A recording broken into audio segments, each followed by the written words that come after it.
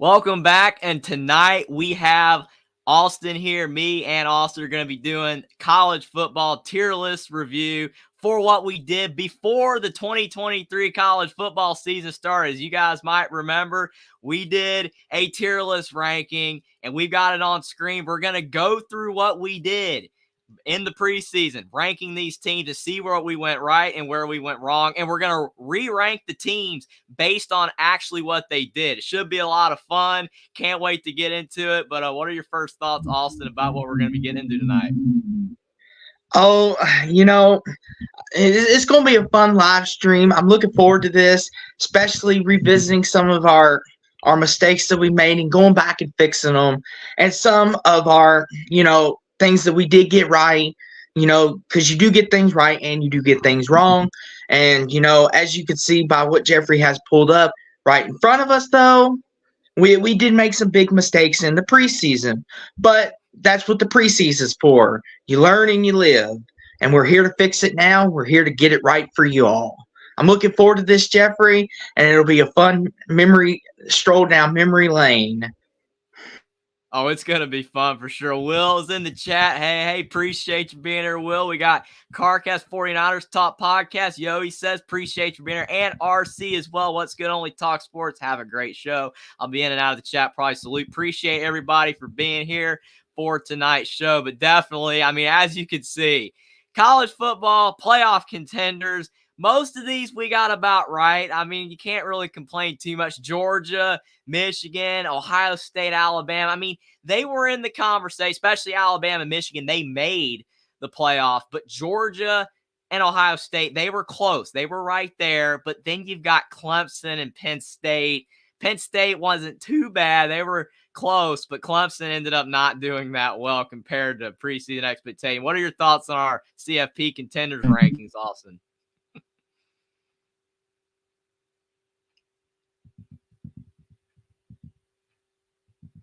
I think you're muted.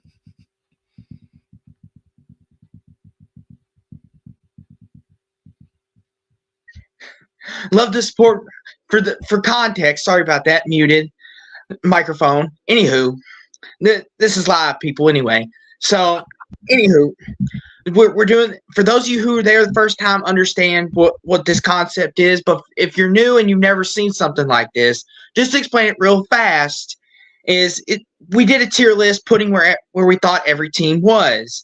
And as Jeffrey pointed out, CFP contenders, they're one of our biggest ones. And getting into that, Georgia, Michigan, Alabama, Ohio State, Clemson, Penn State. I think out of all six of those, Jeffrey, I think we did pretty good.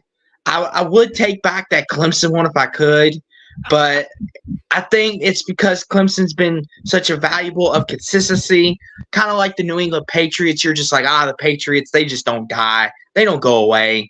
Like, Clemson will be there until the end. Penn State, we should have known not to do them, Jeffrey, because they always lose the two biggest games of their season. We should have known, but that's why we're here to fix it now. But for the most part, we got it right. I think you could have maybe added Oregon. Obviously Washington down there. We'll get to that, get to the second tier here in a second. So there was a couple teams, and then obviously the orange and golden orange. We'll get to that in just a minute, but I think we did overall well on the first one, Jeffrey. I say we did fine, other than maybe the Clemson one. We got Jackson here as well. So what's up? Only Talk Sports Nation, Sports Talk with Austin Nation. Appreciate that for being here, Jackson. But yeah, I would agree. You got to put Clemson there in the preseason because of what they've done for so long. And the ACC being not one of the better conferences. You just felt, despite the fact Clemson not using the portal, it is egregious how they're not using the portal, and that's why they're not as good right now. That's why they went 9-4 this season, and they've been down the last couple of years, but they have still a lot of talent. We just felt, I thought they would anyway, be in the conversation. I thought they could go 11-1 and be on the fringes of the playoffs, but it just did not occur.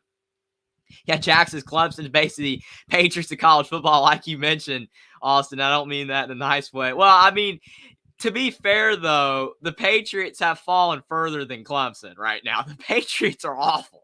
at least Clemson still was 9-4. But you mentioned with Penn State as well, we had them. That was the one we debated the most putting there, because the argument was that they had a lot of talent this year and that maybe they could knock off a Michigan or Ohio State, one of the two. And they were close, to be fair. Like, both games they tried and they were within reach of the Buckeyes and the Wolverines, but Penn State just couldn't get it done. So, I mean, I can't really say they were ever a contender, but they were a couple touchdowns away from possibly being in the conversations.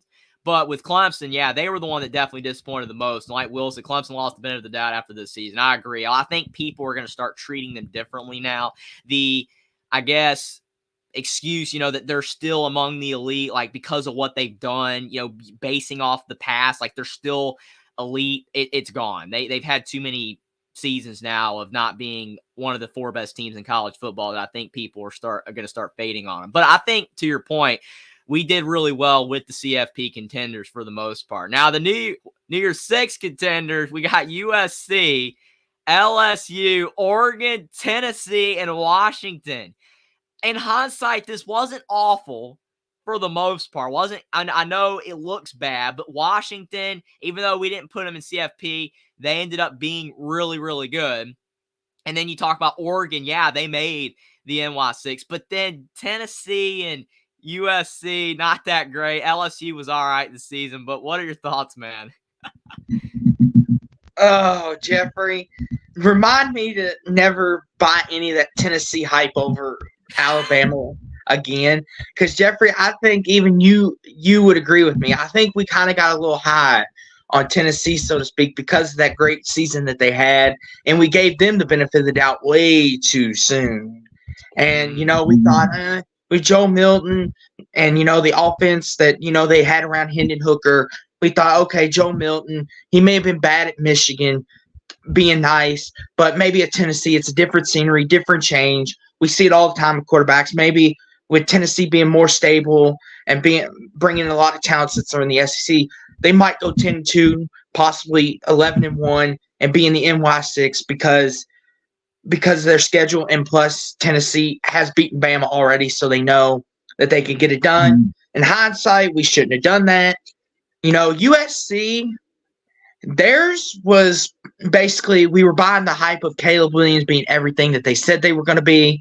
But then, Jeffrey, all we heard from USC fans were the defense is going to be better. Don't you worry. The defense is going to be top 50, top 50. And don't get me wrong, I love USC, and I love all the USC fans that watch our channels, both of our channels. It's great, especially our good friends over at the Voice of College Football USC channel, Tim, Tony, and Rick. Love y'all to death, but let's be real. The defense did not get no better, and it showed multiple times throughout the year, and not even Caleb Williams could pull them across the finish line, and that's saying something. Oregon, I think they lived up to their expectations as advertised. Washington, they over-delivered, in my opinion. NY6 was like, okay, that's kind of like the ceiling. Playoff, like, and then the season they had, it's like, wow, Michael Penix is the man. Who knew? Which you did, Jeffrey, because you watch a lot of Indiana football, which we'll get to them in a second.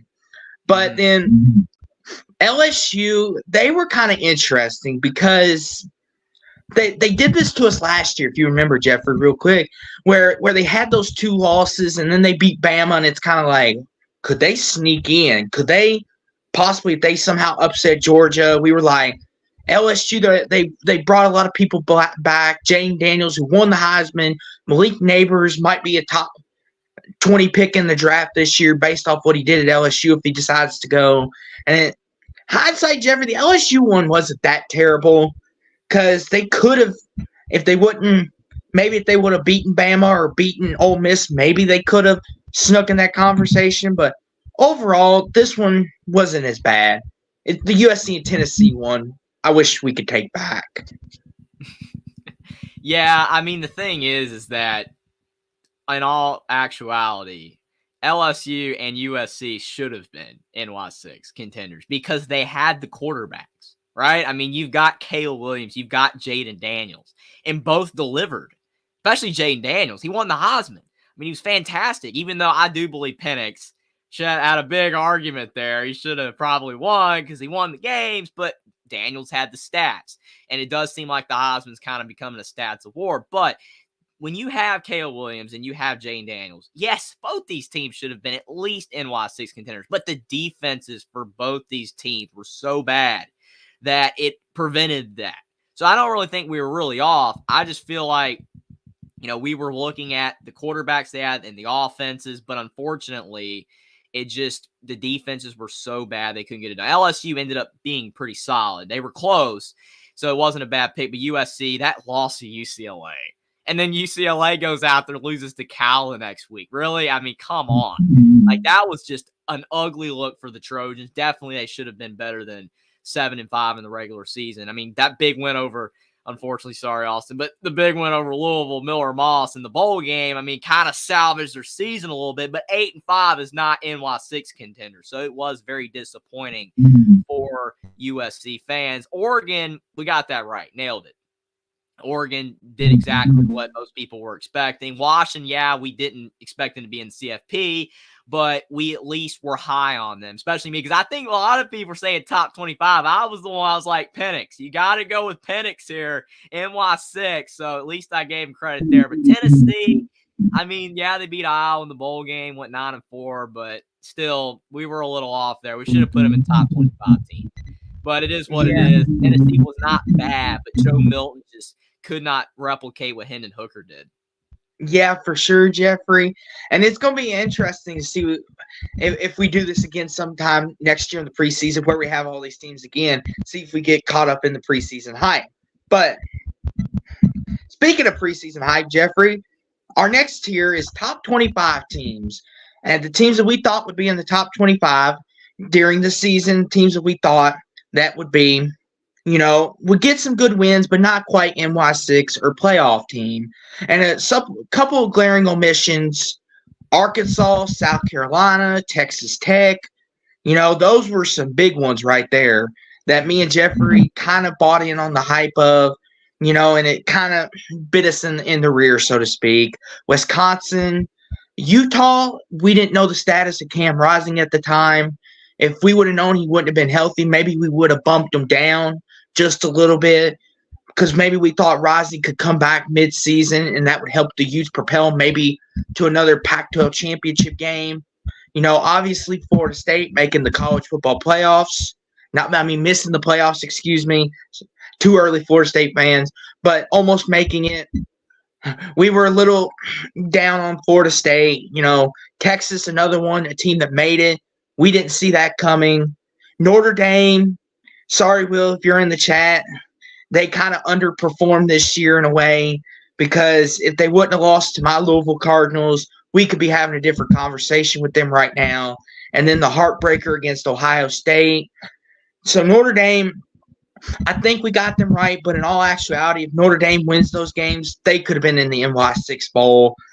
North Carolina, I don't know how you want to assess them. Their defense let them down towards the end of the season, cost them a spot in the ACC title game. Ole Miss, they performed way better than me and Jeffrey originally thought. We thought 9 wins was this team's ceiling, and that was it, and they ended up getting 11. All props to them, and hopefully they can keep it going. Oregon State, they were for the longest time, but now they're just falling apart worse than a bag of cereal that got opened. But then Texas Tech, a lot of people's sleeper NY6 team. We thought maybe top 25 because the Big 12 was top-heavy good. But, Jeffrey, what do you think? Do you think we did okay in this category? I think we did all right. Well, I mean, this is such a broad category, kind of like with, the CFP and the NY6 being a lot smaller. This one has more teams in it. So you're not going to get as close to as many as right as possibly, some of these other tiers where there aren't as many teams. So I think based on all of these teams that we put in the top 25, we got more of them right than not. I mean, you look at Iowa, they were a top 25 team. They ended up being that. Kansas State was a top 25 team. Notre Dame was a top 25 team. Oklahoma was. Utah technically was. I mean, a lot of these we got right. Carolina was top 25 the entire season until the end. Oregon State was top 25 the entire season until the end. So we didn't really do that bad. I mean, the only two that were really bad was South Carolina and Arkansas because we were believing in Beamer and Pittman that they were going to be able to turn this around. Or kind of more in South Carolina's case, keep it rolling, actually. With Arkansas, more like turning around. But with South Carolina, I mean, they were pretty solid last year. And, they had that really good bowl game against Notre Dame, but then they just collapsed this season. I mean, it started out ugly against North Carolina, and that's when North Carolina looked at their best at the beginning of the season. So we didn't do that bad. I mean, yes, Florida State, we should have had them higher, but I think we kind of thought they were going to go like 9-3 or 10-2. And, with the ACC being a bit weak, we thought maybe they would not make it, but they did really well. They found a way to go undefeated until the end. So it is what it is with that. But still, at least we put them in top 25. And then, a team like Texas, we just didn't know if they were back. We didn't know if this was the year. And it ended up being the year that they technically were back, even though they didn't end up winning the whole thing. But just making it to the college football playoff was an improvement for the Longhorns as they've never made it. So I think overall we did pretty good. Most of these teams we got right. There was a few that weren't right, but for overall, I think we did pretty solid. Yeah, and I will say before we move on to our back half here, so we can get to re-ranking, I will say Florida State, I think a lot of what we thought, and I think it's not out of line saying this, we kind of had that thing with Florida State, kind of like we do with Texas. Is this actually the year y'all are going to be legitimate and prove yourself as that contender? Because if you remember, Jeffrey, they've done this a couple times where we're like, ooh, they went 9-3, won 6 in a row to end the year. This is great, looking good. And then the next year they underperformed badly. And then everyone got a hype off George Travis, like, oh, he's a Heisman contender, ACC Player of the Year, which he did win, but it was like we didn't know at the time. It was like, how good is Florida State? Are they the ACC versions of Texas? People keep saying they're back and they're not. Miami's a better example of that. That's fair. We'll get to Miami here in just a second, but I just want to throw that in there. Mm-hmm. Yeah, Helmus Hero says, I feel like Texas Tech was a bit disappointing. Yeah, they were. Because I think, if I recall, they were like the first team in the other receiving votes at the beginning of the season. They were like the 26th ranked team. And most people thought they were going to go like 8-4. Yeah, they did a little worse. It is what it is, though. Again, for the most part, we did solid. Frank Carone, appreciate you being here, says Ohio State is really looking good for 2024. I definitely agree. They're looking really good, all the additions they've made. But, yeah, I mean, like, some of these teams, though, I mean, like, they technically were top 25. Like I said, with Carolina, Oregon State, they fell out late, and Utah as well, but they still kind of count, for the most part, as being top 25 teams. I was pretty impressed with how we did. I mean, we weren't perfect, but it's hard for anybody to be perfect. To go to the next list, though, you got the bowl teams, and we put a lot of teams here. A lot of teams in the bowl teams. From UCLA to Wake Forest, we'll start breaking this down. What are your thoughts on this tier list, Austin, right here? So this, I think we made more of a whoopsie than we did anything.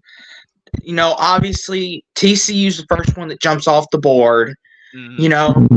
They were a team that was the national runner-up the prior year. Max Duggan, Quentin Johnson. That team was loaded with talent. A couple guys went to the NFL. And not a lot of people were like, oh, TCU, they shouldn't have this, shouldn't have that. That team was really good. Not a lot of people, if you watch the game and pay attention to the X's and O's, it's like TCU's good.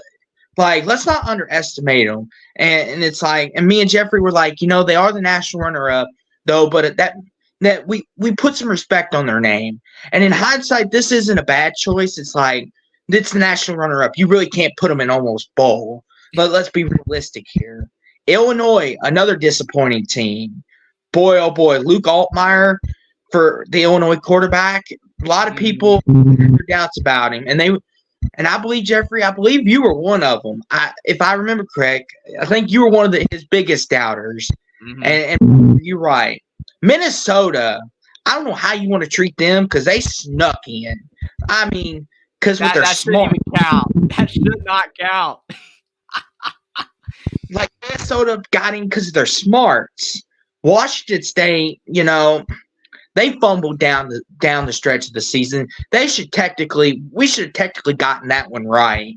But Jeffrey, it is college football, and Wake Forest. Maybe we didn't realize maybe how much Sam Hartman was valuable to that team, and we tried to give Clawson the benefit of the doubt.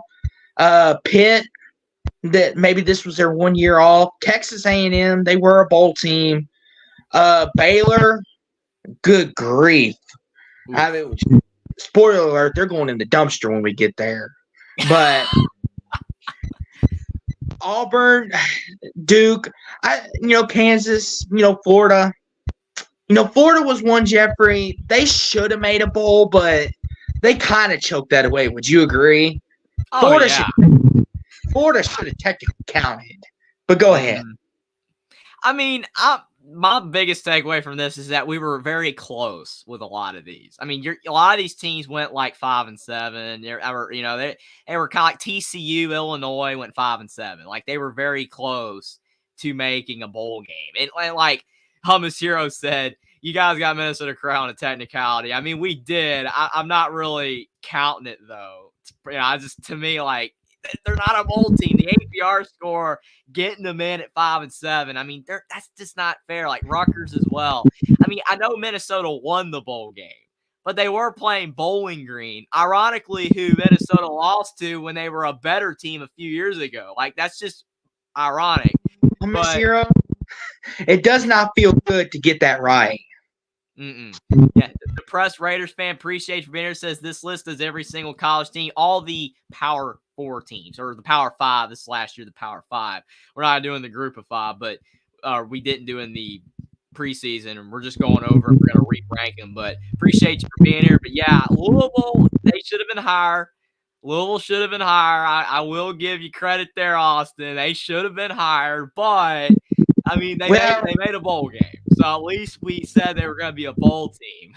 Well, if you remember, Jeffrey, and to the depressed Raiders fan, we will do the other teams like the Cincinnatis and the Houstons now that because this is a tier list that we found on the fly and that didn't have it up to date. Now we got an up-to-date version, so we can fix it now. But to get back to this, see, Jeffrey, the thing with Louisville is, and we had a rational conversation about this. We normally always do. The thing with Louisville is our season was Notre Dame. If we beat Notre Dame, we have the sky's the limit. We lose Notre Dame, we're in this position regardless, I think. But since we beat Notre Dame, it kind of makes it like, hey, Jeffrey, maybe put us up one more tier. Or it's kind of one of those things. It's like it's preseason. It's kind of like we expected Baylor to be better. We expected them to at least make a bowl, and they're over here not doing anything. It's like, so it's like, I understand why you're giving us credit, but it's like we didn't know that at the time. So I'll let y'all pass this time, Jeffrey. Let's not do this again next time. Yeah, for sure. I mean, we did pretty good, though, on some. Like Kentucky, they were a bowl team, but they weren't really, any better than that. They weren't like a top 25 team or anything, so that was right. We got Maryland right. They made a bowl. Auburn made a bowl, and that was one that a lot of people are saying, Auburn's not making a bowl. Well, they did. So, I mean, that was pretty solid there. Even though they looked terrible in the bowl game, they still made it. Miami made a bowl game. Internet high five. We got it. Woo! Miami made it. I mean, we did pretty good with a lot of it. I will say, though, Jeffrey, real quick, not to cut you off, Kansas was one. I believe I said in the preseason, you can make an argument for them in the top 25. I did say that, and I will own up to that. But looking at it now, if Jalen Daniels, not Jaden, wrong one. Jalen Daniels does not get hurt, who knows? Maybe they could have made it into the top 25, maybe. But injuries may have done unforeseen that. But go ahead, though. Hummus Hero dropping this. You forgot BC as a bowl team. They were still not good, Hummus Hero. They were still not good. I know they beat SMU, but SMU didn't have their starting quarterback. Rainy weather. I mean, credit to Boston College, but they were still one of the worst bowl teams. But you got to give them credit there. We will when we re-rank these teams.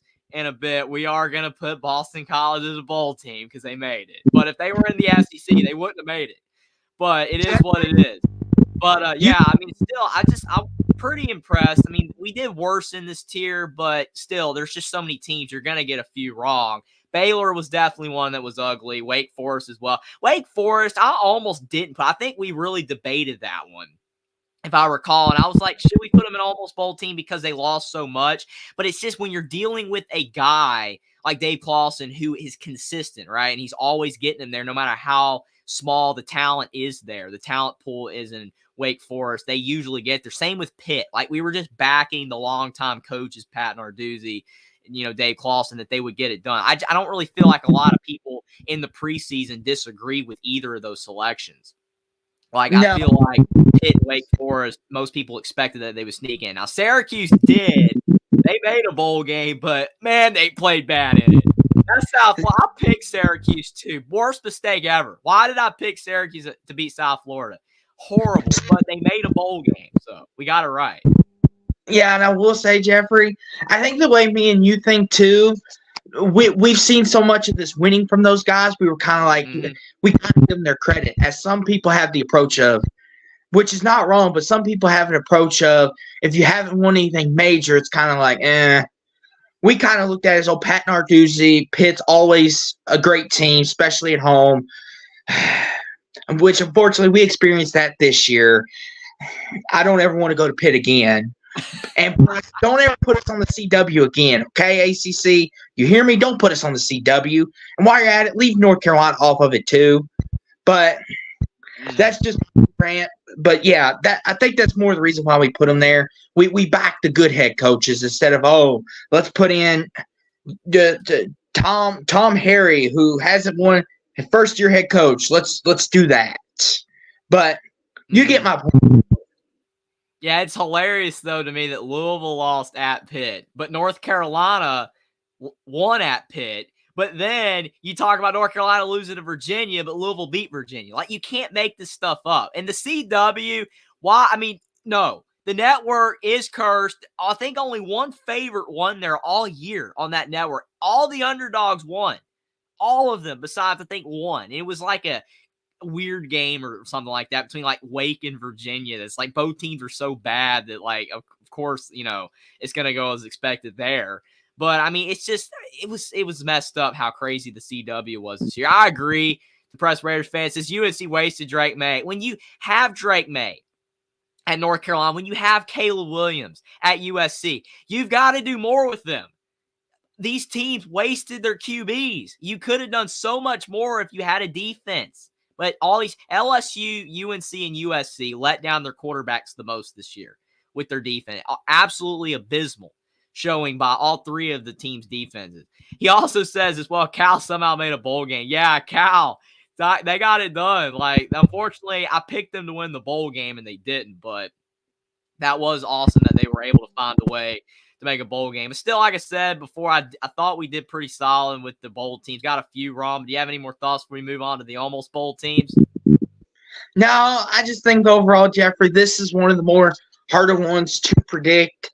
And I think we did pretty good for preseason. Preseason, you're going in blind, basically, and just hoping for the best.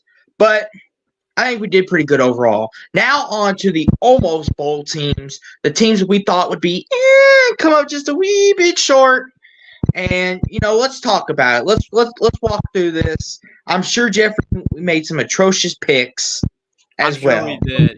One last thing before we do that, Will says Louisville beat Notre Dame 33-20. Pitt beat Louisville 38-21. Notre Dame beat Pitt 58-7. What is sports? There you go. Will summing it up. College football is unpredictable, and if you bet on it, you're going to have cardiac arrest every week. I mean, it's just the way it is. Like, it is so difficult to pick. But here we go right here. You've got the almost bowl teams. We put a few of them in that category, and this one, there is one team that if Joey was here, he would be like, I told you West Virginia was going to be better.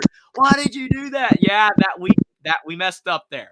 And then another one is Arizona. Why did we put Arizona in almost bowl teams? Because we didn't know Noah Fifita existed.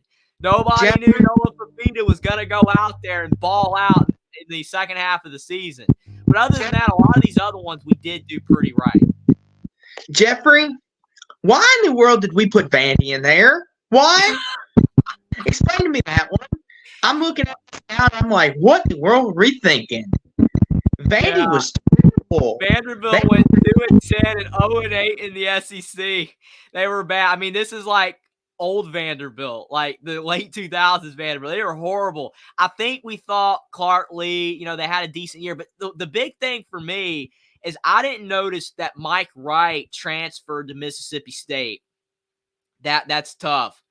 And oh man, depressed Raiders fans and Mizzou on dumpster fire. Yeah, I just noticed that. Oh my goodness. Oh boy. But Jeffrey, yeah. Jeffrey, we'll get to that in just a second. But you can't predict this stuff? How did we know Missouri was going to go 11-2, win NY6, and beat one of the best Big Ten teams in all the country? I get it, Michigan fans. Stick with me here. I know you're the champions. I get it, but stick with me here. But who can predict this, Jeffrey? It's like who can predict this? And Rutgers and dumpster fire? Oh, we'll get to that in just a second. That's not as bad, though. That's not as bad as Mizzou. So, Jeffrey, that means next year we have to put them in playoff team, right? We'll have to see. I mean, it's going to be tough to replicate that. But, I mean, for the most part, though, these teams at the bottom, it's not that bad. I mean, Colorado wasn't that good. Michigan State wasn't that good. Mississippi State, they struggled. Nebraska struggled. Purdue struggled. Vandy struggled. Indiana struggled. I mean, it wasn't that bad for the most part with these almost bowl teams. We just got Arizona and West Virginia wrong. Yeah. For these, I think it's pretty straightforward. Michigan State, they became a dumpster fire in the season because of the Mel allegations and then their quarterback and just the disarray that they had. So Michigan State, we weren't wrong in their thinking because you can't predict what's going to happen in the season. They became a dumpster fire mid-season.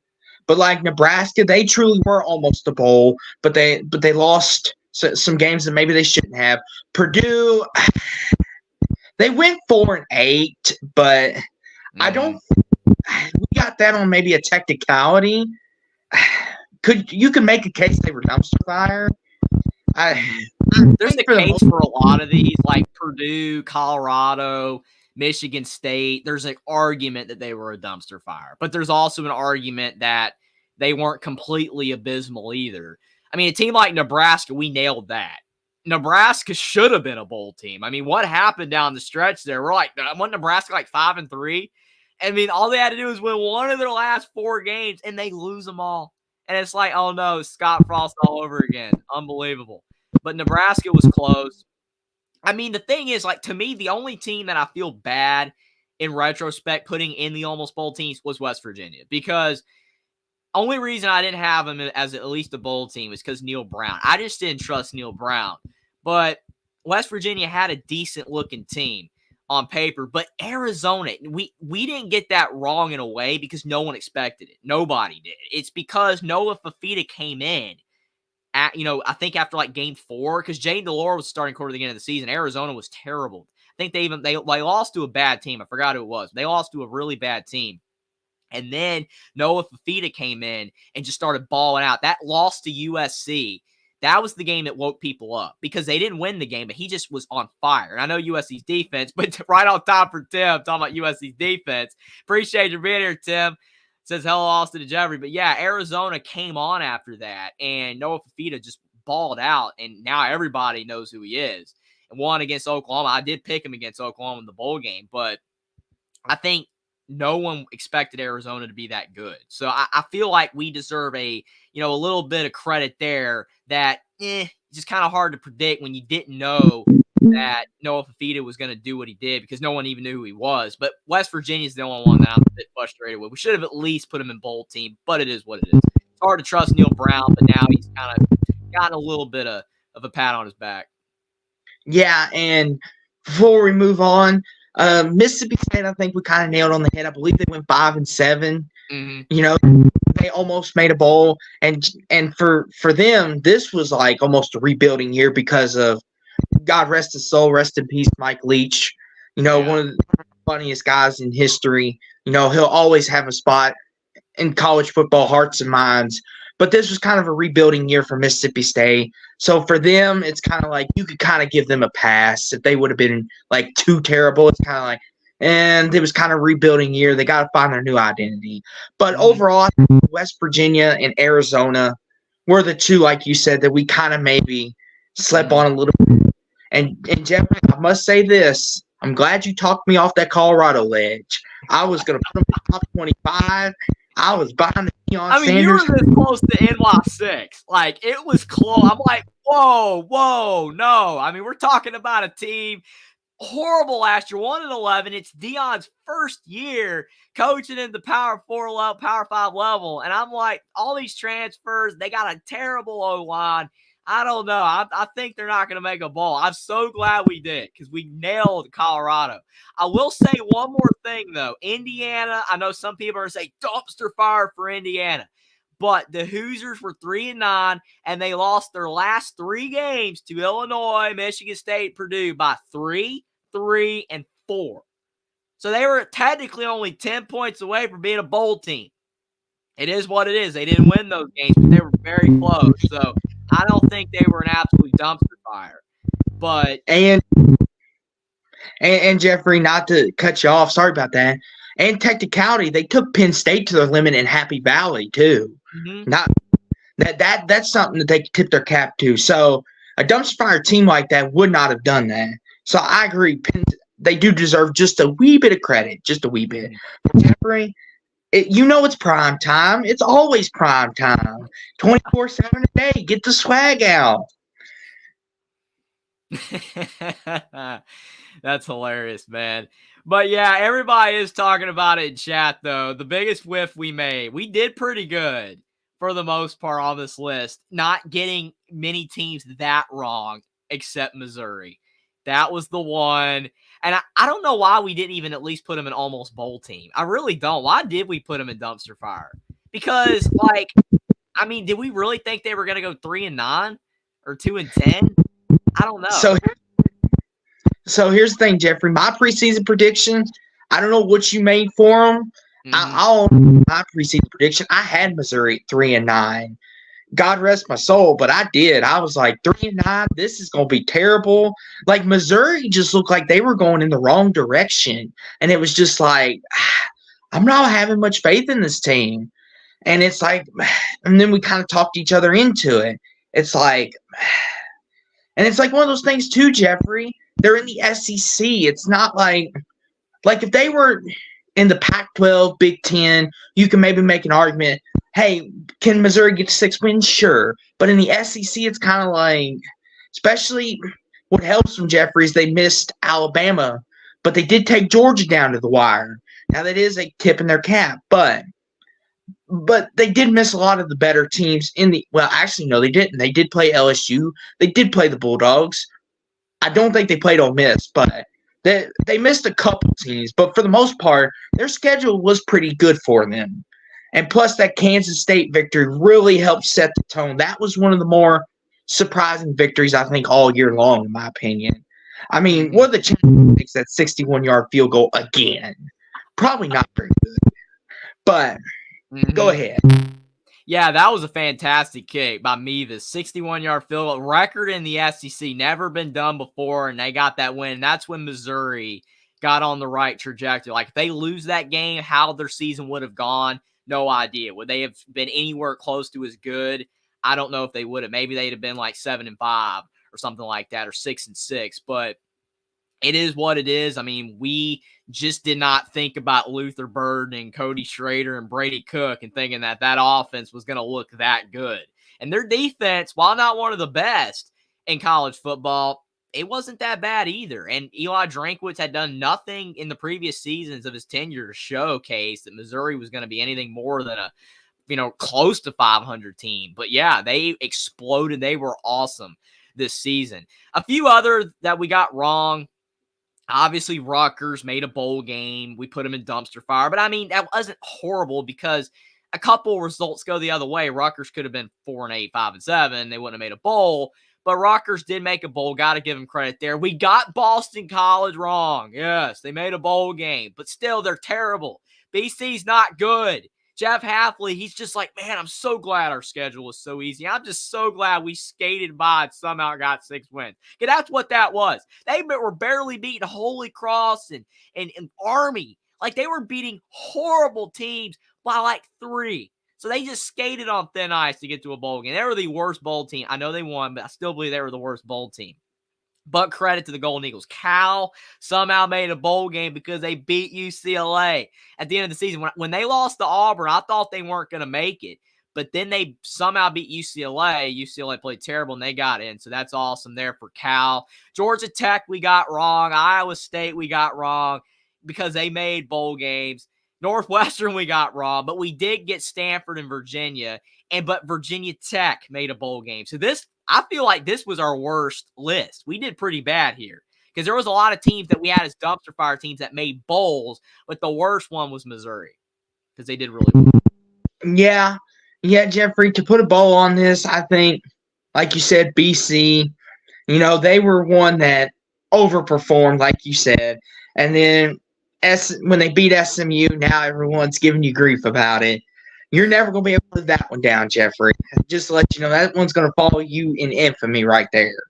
But Cal, they were another one that we thought maybe the Jeff Wilcox era was going the wrong way.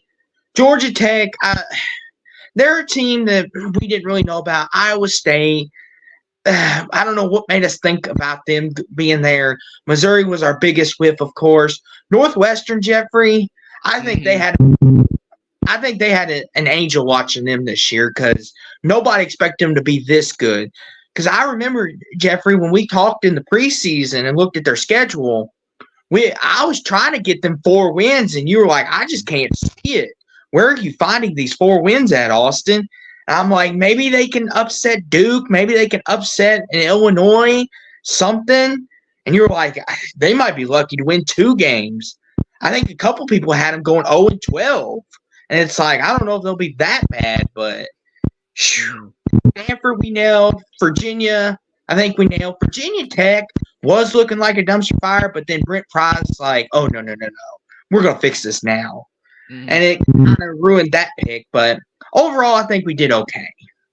Yeah, Virginia Tech changed quarterbacks, too, in the middle of the season. Kyron Drones came in for Grant Wells. If Grant Wells had been starting quarterback the whole season, I don't think Virginia Tech would have even sniffed the bowl or got close to it. But when they changed quarterbacks, that helped get them there. I mean, with a lot of these, it's not like Cal and BC and, Rutgers were all that good. It's not like they were really good or anything. They just made bowls. I mean, you got to realize there's not much difference between 6-6 and 4-8 and 3-9. There's not a lot of difference because you think about it. Like Indiana, like I said, 10 points away. They were literally 10 points away from making a bowl game. And then we would have been wrong with them. But I think that's why we got so many wrong because we were just expecting teams like Rutgers and Cal and BC to be like 4-8. And they overperformed a little bit. It's not like they were great, but they did enough to make a bowl game. Like I said, we got the Missouri one way wrong. I mean, it's just, it is what it is there. Everyone's going to have a whiff. But like Iowa State as well, I mean, Matt Campbell had been struggling lately. They were horrible last year. But again, they found their quarterback, a little on through the season, Rocco Beck, and they ended up doing a little bit better. So it is what it is. But like Will said, yep, dumpster fire is actually dumpster fire. I mean, I don't know if we did that bad, but this to me was definitely our worst tier out of all of these. We got more teams wrong in this tier, but I still think overall in hindsight, we didn't do that bad on this list. No, Jeffrey, I would grade this tier as maybe a B+, B-. It's not the worst tier I think we could have made, but Jeffrey, that's the great thing about it. Now we get to correct these mistakes. We're going to right the wrongs, and we're going to give credit where credit is due. And yes, we are looking at you, Boston College. I know. We're going to put you in bowl team. We're going to fix this. Don't you worry, Boston College. But Go ahead, though, Jeffrey. Yeah, definitely. I mean, I would give it probably a B minus. I would go B or B plus, but that Missouri one's just so bad. I gotta go B minus. But we did a satisfactory job overall. It wasn't a D or a C and it wasn't an A, but we did pretty solid overall. Pretty happy with what we did. I mean, you're always going to get some wrong, and even the professionals, like you go with the like they had Northwestern going 3-9. They probably had Missouri going 5-7. So I mean, nobody's perfect. So we did pretty good. But here's the new list right here. We've got CFP contenders again, NY6, top 25 teams, bowl teams, almost bowl teams, and dumpster fire and trash. And here are all the teams, including the additions to the Big 12. They're here as well. Cincinnati, BYU, all of that. So we're going to rank them. And I mean, I don't know where we would have ranked them in, the preseason, but it is what it is with that. We've got the new list. We're about to start ranking them. Yeah, I'm ready to get into it, Jeffrey. This is going to be a lot of fun. Looking forward to it. And, let's get this started, shall we? And let's get it started. Start us off, Jeffrey. Where are we starting? The first team on the list, if we're doing it alphabetically, you got Alabama. The Crimson Tide, I don't know if it's just perfectly alphabetical, but it is close to it. But Alabama, they made the college football playoff. So, I mean, definitely they're going to go easy peasy into the CFP contenders because they did end up making the college football playoff. Very impressive season for Alabama, especially considering the fact that the way when they lost to Texas, a lot of people thought that Alabama was not going to make the playoffs. I mean, a lot of people like Alabama's finished. They're probably going to go 8-4. They're the new Clemson. They're falling apart. But they got it together. Somehow were able to beat Auburn. I mean, that game will live in infamy in Alabama history. 4th and 31. Especially if Alabama had won the title this year. People would be like, the 4th and 31 got us there. But they still made the playoff because of that.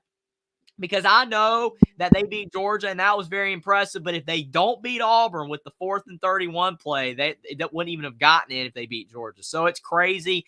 But Alabama defied the odds after the Texas loss. Jalen Milroe, they got it together. And in Nick Saban's final season, cannot believe I'm still saying that. Nick Saban gone from Alabama football. It's surreal. It's been there my entire life, basically, it seems, in Alabama. I was 3 years old when he took over in 2007.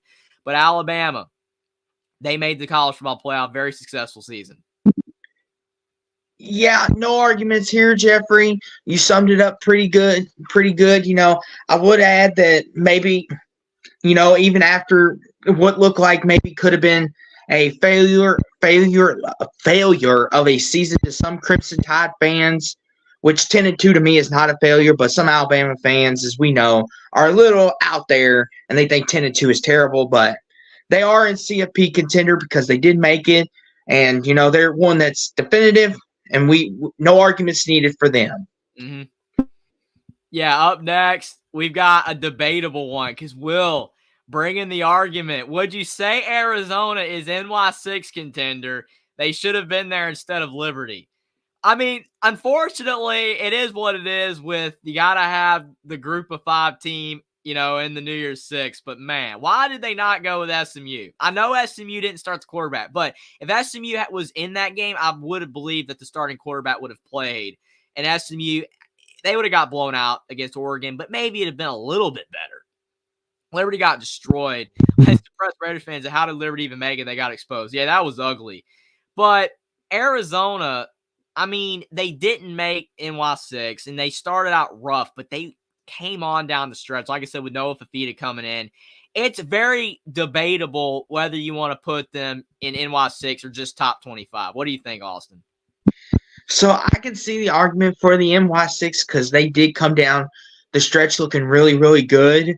But, Jeffrey, we also have to take into account, too, they lost a lot of their big games as well. We do have to take into account they didn't beat Washington. They didn't beat USC.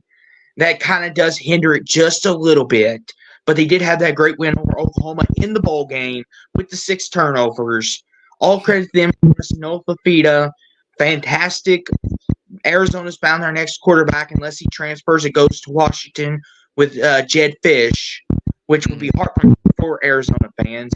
But, Jeffrey, I would say put them in top 25 because the way that they've come on as of late, I think they've earned that. But NY6, I can't see it because they lost all of their big games.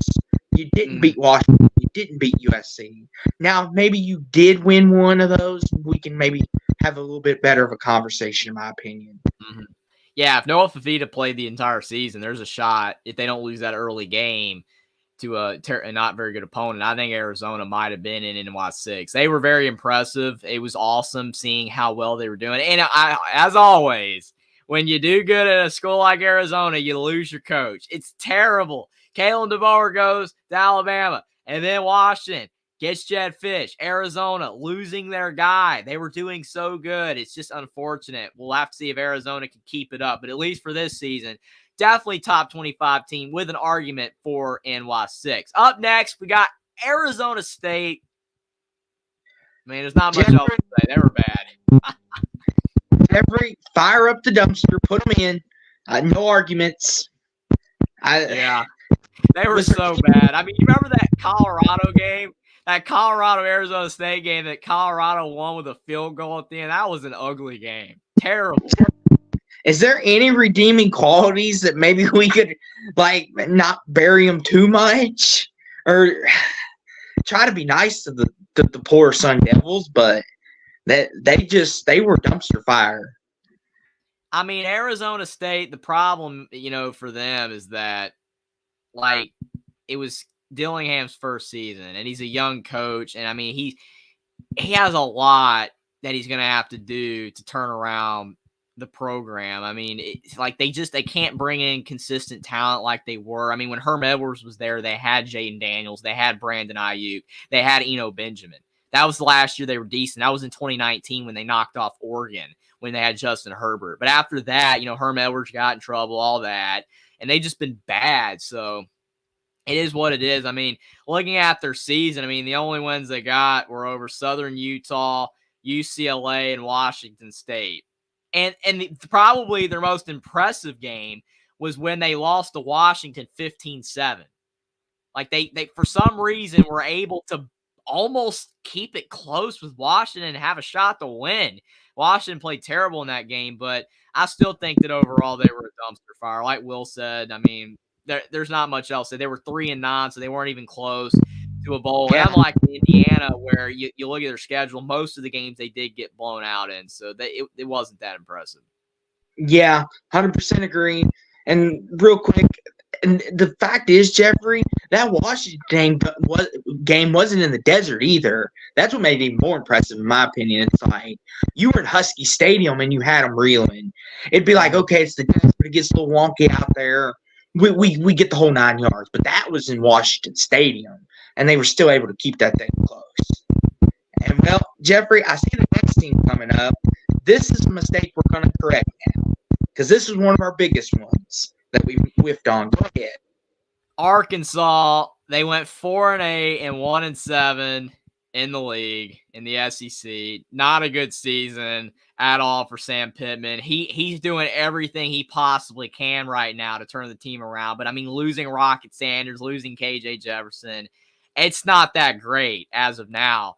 But still trying to make some moves. I mean, it's either almost bowl team or trash. Will saying Arkansas was trash. I mean, they never really looked like they were going to compete for a bowl, which, I mean, kind of is the qualification for almost bowl team. I mean, it's up to you on where you want to put them, but I could go either way. I'm kind of like you, Jeffrey. I'm going either way with them because they look bad at times. But then they look decent. Like, there for a bit, they were like, maybe there is hope. I mean, Jeffrey, they almost beat Alabama. So they must not be too new. That's the thing with Arkansas. They're so frustrating because they lost to Alabama by 3 on the road, like in Tuscaloosa. I will say, Jeffrey, just for that performance, I'll say almost bowl team because if you were that bad, I don't think you would catch Alabama slipping at home.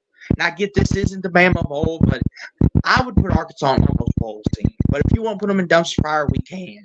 There's Yeah, argument there's a couple other performances for me that's tilting Arkansas to almost bowl team because they lost to LSU 34-31 on the road. They barely lost that game, and they only lost at Ole Miss 27-20. So against three really good teams, they were all one-score games. Yeah, they got to be an almost bowl team. That's not a dumpster fire. You can't perform that well against three teams like Alabama, Ole Miss, and LSU and be put in dumpster fire. So, plus they also had a 7-3 loss to Mississippi State in there, a 38-31 loss to BYU. There was a lot of close games. Yeah, 100% agree, Jeffrey. On to the next team, shall we? This one's easy. Auburn bowl team, and that's it. I mean, they made a bowl game, but what else is there to say? They went 6-6, and then they got destroyed in the bowl game to Maryland. Yeah, this one's pretty easy, cut straightforward bowl team. And no, your moral victories do not count for top 25 wins.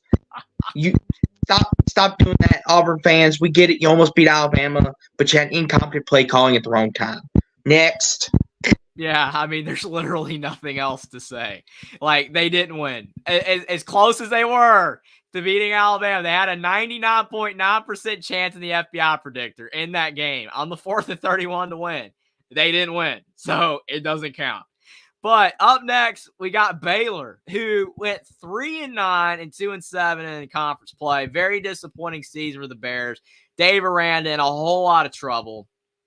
I mean, like, looking at their schedule, they barely lost to Houston. They barely lost to West Virginia. But other than that, most of their other performances were pretty ugly. They got blown out against Texas Tech. They got blown out against Kansas State. They did almost beat Utah. But in hindsight, that wasn't, that impressive because it was at Baylor. And Utah had a backup quarterback all season. So Utah's offense wasn't that great. Again, it's up to you. But I agree with Will and D here. Getting blown out by Texas State is dumpster fire. I mean, that was bad. The Texas State. But it was week 1, but they still were pretty bad. Yeah, Jeffrey. But they did have that epic comeback win, though. I do have to say. They did have that epic comeback win. Over that UCF. Could possibly save them right now. But, they had too much bad this year. Even that comeback can't save them, in my opinion. Fire up the dumpster. Arizona State's getting lonely in there. Yeah, I mean, the UCF comeback was very impressive because I picked UCF to win. And I was like, oh, it's 35-7. It's an easy win for UCF. And then I look at an hour later and I'm like, Baylor, what in the world? 36-35. How did that happen? It was unbelievable. But other than that, there was just nothing noteworthy about the season for the Bears. It was terrible. Now, Jeffrey, time for you to pay your pendants. Put Boston College where they rightfully belong. Bowl team, there you go, hummus hero. Jeffrey is paying for his pendants. Boston College is going in bowl team. Even though they do not deserve it, I do agree with you, Jeffrey. They do not deserve it, but that's not how college football works. They got the required wins, and they got a great win over SMU. I mean, if they were in the Big Ten East or the SEC, yeah. I mean, Boston College is not making a bowl game. They're going 3-9. I mean, they'd have been horrible, but the ACC was so bad. I will never forget in my life, Boston College playing Syracuse and Garrett Schrader.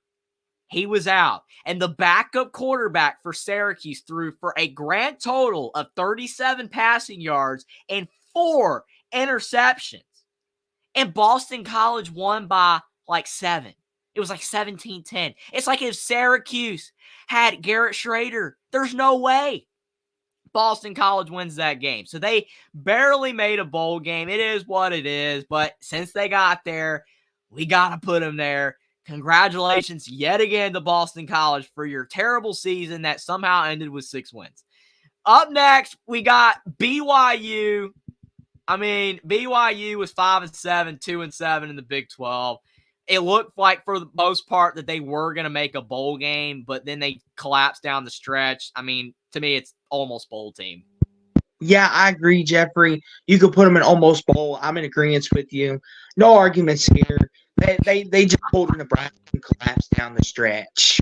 So Will says they lost their last 5 games, dumpster fire. But I mean, to me, 5-7 is the quintessential almost bowl team, though, right? I mean, you went 5-7, you're 1 game away. And I mean, looking at BYU's schedule from this past season, they lost to Kansas by 11.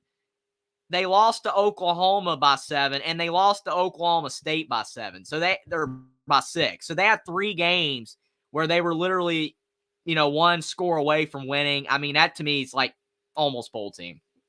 yeah, almost bowl team. I agree. Cal, we could put them in bowl team.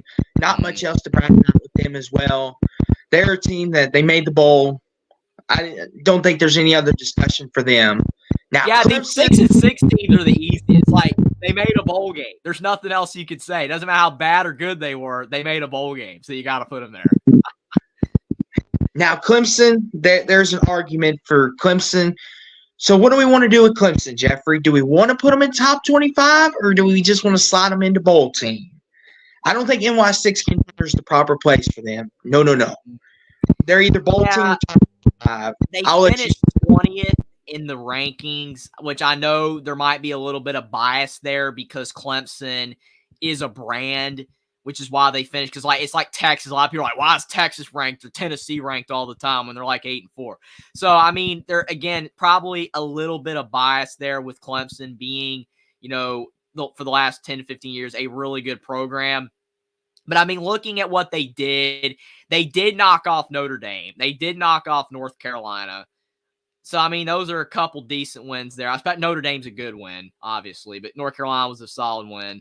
They lost to Miami, NC State, Florida State, and Duke. Duke was in week 1, though, with Riley Leonard. So, obviously, if they played them down the stretch of the season without him, then I think Clemson would have beat Duke, beat South Carolina. They beat Kentucky in the bowl. I mean, I think just because of the fact that they made the top 25 at the end of the season at number 20 and they went 9-4, they have to be top 25.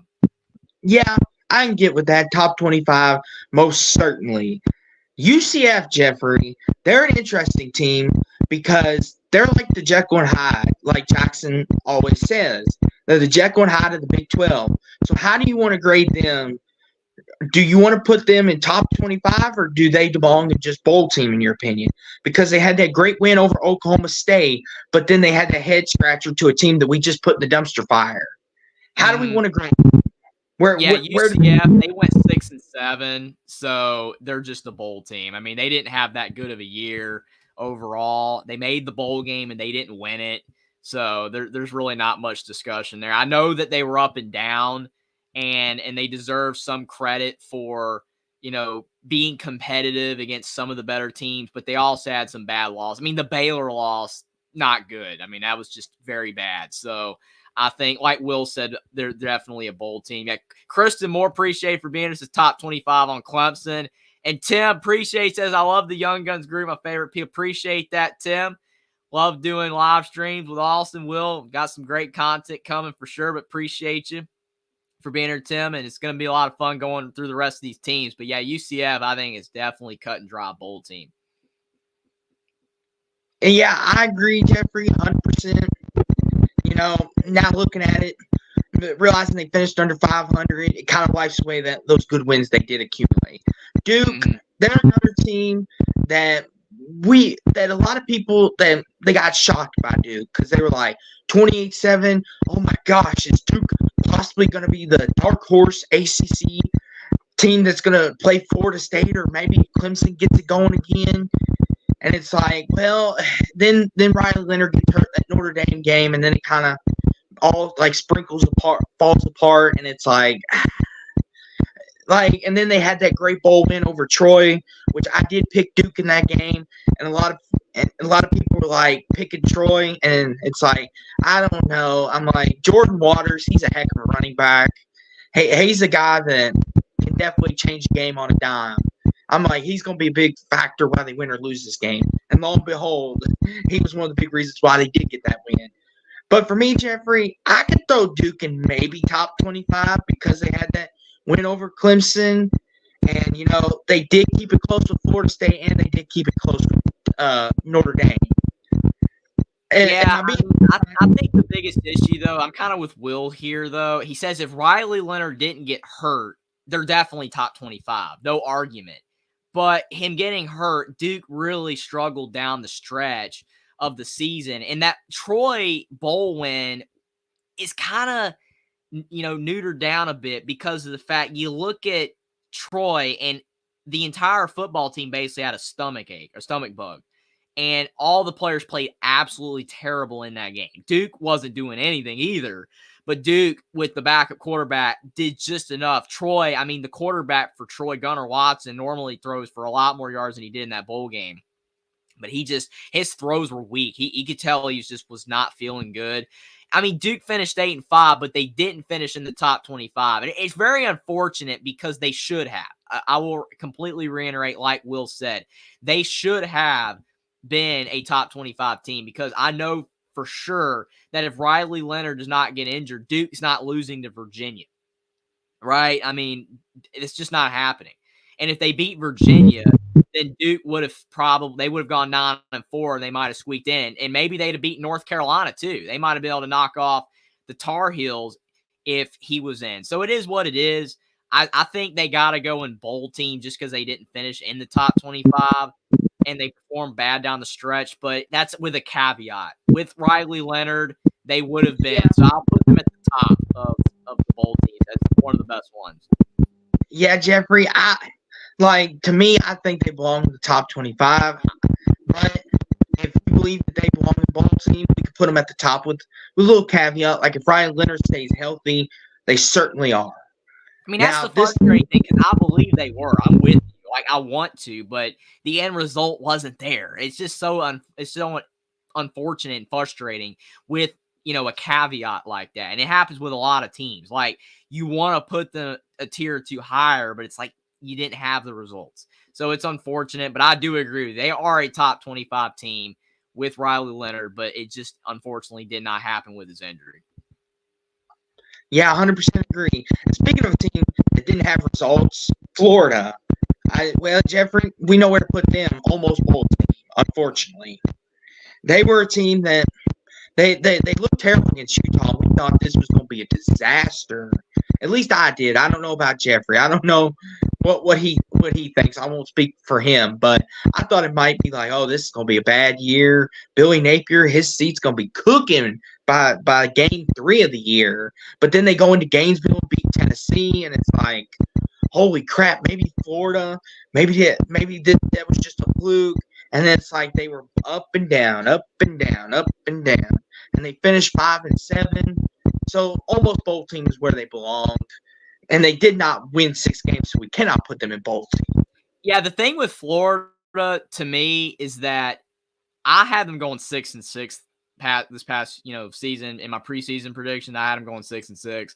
Will had them going 5-7. So we were very close. And Florida should have been 6-6 because what in the world happened against Arkansas? They're at home and they're winning the game. And then they lose in overtime. That was a terrible loss. And then they almost beat Missouri. Everybody saw that game. And that's another thing. We're talking about Missouri. Everyone's talking about K-State game set up. What happened? Missouri plays Florida.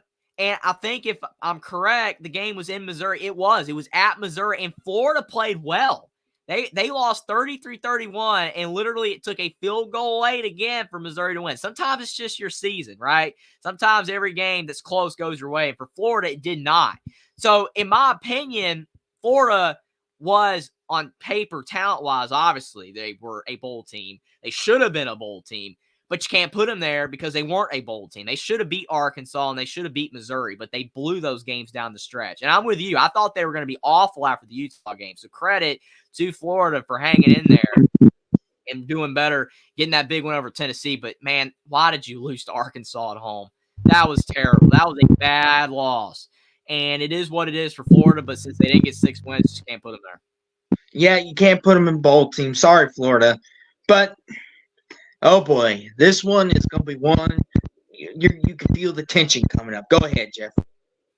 Florida State, everybody's favorite talking point Favorite team to talk about this season because of what happened down the stretch. You had everybody on the backs of Florida State. This is a great football team. They're going to make the college football playoff. And then Jordan Travis gets the gruesome injury that nobody wants to see again. It was ugly. Hate it for him that his college career ended that way. It was an abysmal injury. And what made it worse is it was in a game that was irrelevant. They were playing a bad team, and he got hurt. It sucked for them. And then they go out there and they play Florida, and you could just tell this team wasn't the same. It didn't matter, that the defense was great still with Jared Verse and all those guys out there. And you still had Jaheim Bell and Keon Coleman on offense, but Tate Rodemaker was not doing what Jordan Travis did. So they barely beat Florida. And then they play Louisville in the ACC championship game, and Brock Glenn struggling out there because obviously Rodemaker had the concussion. They didn't want to play him. And they were able to beat Louisville because the defense, yet again, shut down Louisville's offense. But you could just tell Florida State's offense was terrible, and if they made the playoff, they were going to get blitzed. But what's so frustrating is they went undefeated. They went undefeated. They were a power conference champion, a Power 4, Power 5, whatever you want to call it anymore, conference champion. They won the ACC, and they were undefeated, but they didn't make the playoff. And to me, they should have made the playoff. I understand that they would have gotten blown out. We're all in agreement there. We saw what Georgia did. I know that, and there was a lot more opt-outs for Florida State. If they didn't have all the opt-outs, it wouldn't have been that ugly. But it is what it is for Florida State. They didn't make the college football playoff because the committee decided to bend the rules and not go like what they did with Cincinnati and TCU, who clearly were not one of the 4 best teams, but they let them in. But since we have CFP contender, in my opinion, they belong there because they were there to the end and they should have made it. Yeah, 100% agree, Jeffrey. Put them in CFP contender. Even with the Jordan Travis injury, they went unbeaten. They won the ACC. They won a Power 5 conference.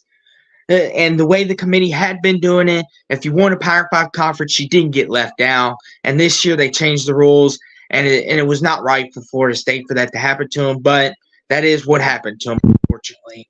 But they are a CFP contender by our metrics here.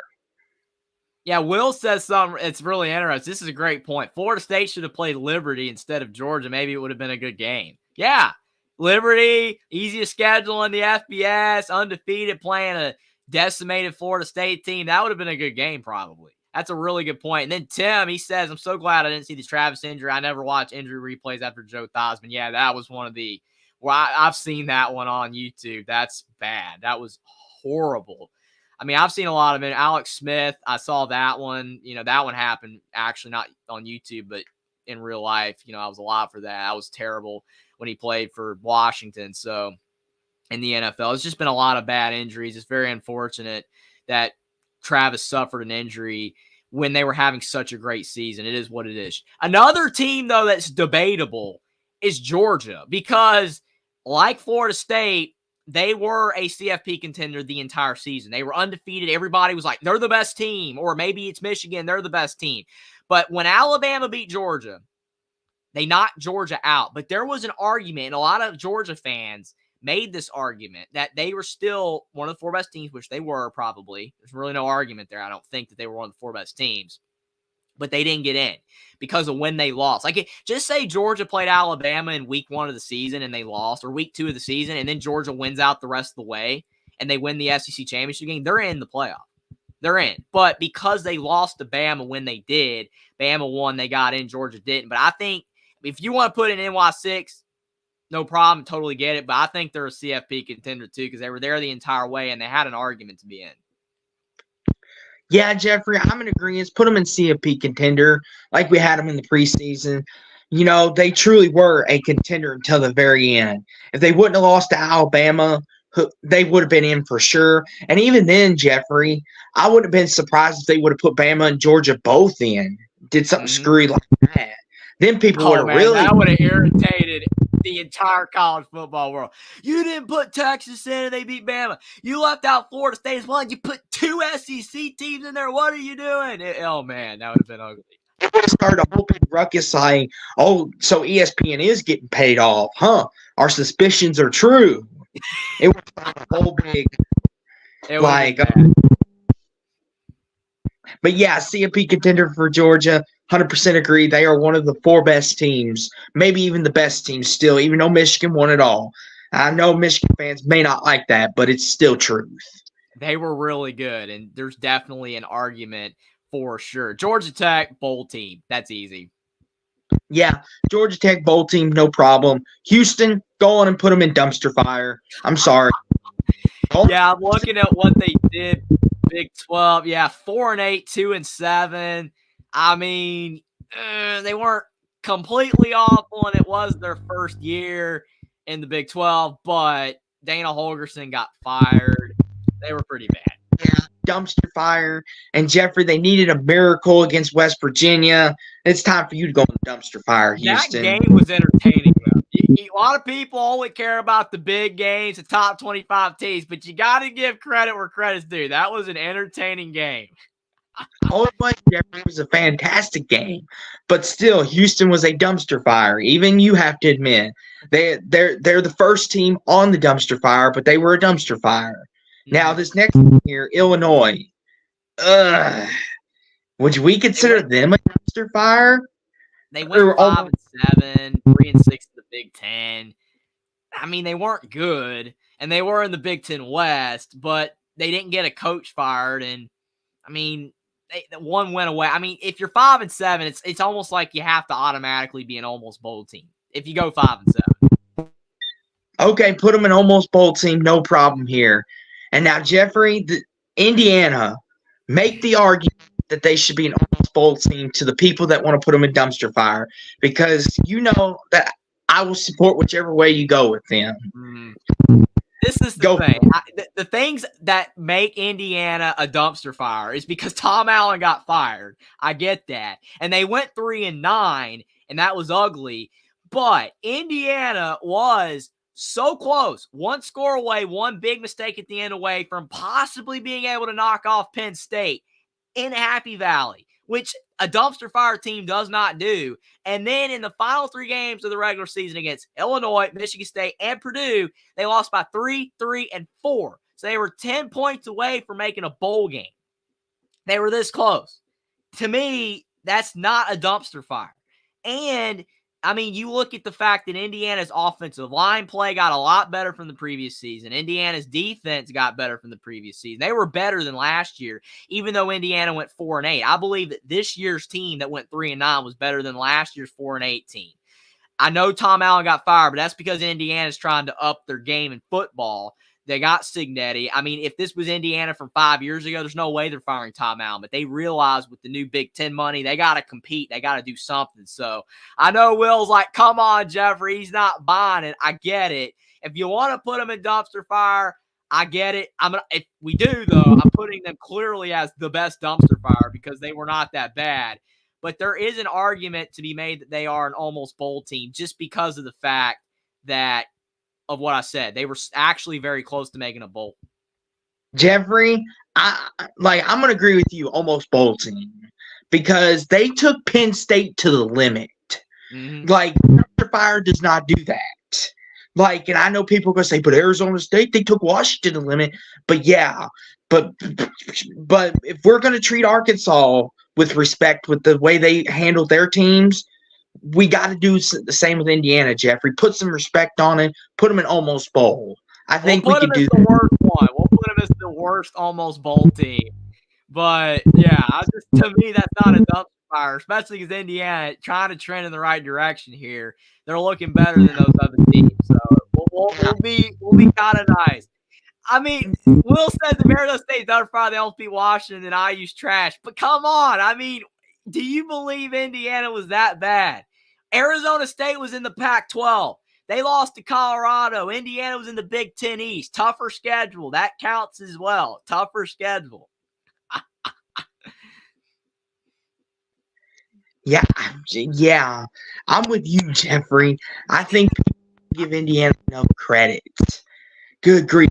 Well, here's another juicy one, Jeffrey. Iowa. Are we putting them on borderline NY6? Because they could have made it possibly. Could have. I think Iowa's top 25. I mean, there's an argument, but I mean, like, Iowa was not that good. I know the Minnesota game with Cooper DeJean, that was bad. The ending was so bad for that. They should have won. But I don't know. It's just the West, the Big Ten East is a lot better than the Big Ten West. I know I'm praising the Big Ten, but Big Ten West was awful. Iowa barely beating all these garbage teams or just mid-level teams in the West. And they got destroyed against Tennessee. Yeah. Destroyed. Well, Jeffrey, I know Iowa fans would be like, if that Minnesota game, and we would have had 11 wins, and they probably would have had to consider us for NY6. But I agree with you. I personally put them in top 25, but some people would have them as NY6 team, depending on who you are. Yeah, and I mean, there is an argument there, but just Iowa clearly is not one of the 15 best teams in college football. Their defense is great, but that offense is so bad, it drags it down. It drags everything down. So Iowa finished in the top 25, but it's going to be really awesome for Iowa if they can do that in the new Big Ten. It's going to be a lot harder with all these new teams. Up next, we got Iowa State. They made a bowl game. Pretty solid year for Matt Campbell's squad. They went 7-6, so they weren't a top 25 team, but they made a bowl game. So I think that's pretty cut and dry. Yeah, put them in bowl team, Jeffrey. Same with Kansas, I think. You could put them in bowl team. I mean, they did have that great win over Oklahoma, but is that enough to warrant a top 25, in your opinion? Kansas finished 23rd in the AP poll. They went 9-4 and 5-4 in the Big 12. And if you look at their schedule, I'm pulling it up real quick. They were up and down this year. I mean, because of the injuries. It was very impressive what Lance Leipold was able to do, considering, Jason Bean was injured some and Daniels was injured. He missed most of the year. And then they had a third string guy coming, Ballard. But they beat Oklahoma. They were able to almost beat Kansas State. Couldn't get that one done. But they beat UCF big. They beat Illinois. They beat Cincinnati. I mean, they don't have a lot of great wins other than Oklahoma. And their losses, they lost to Texas, Texas Tech, like I said, Kansas State, Oklahoma State. I mean, it's close. It's like borderline, but they did finish in the top 25. So I would say this, Jeffrey. If you want to put them in the top 25, we can. Me personally, I would put them ahead of Duke in the bowl team category. They're right there, in my opinion.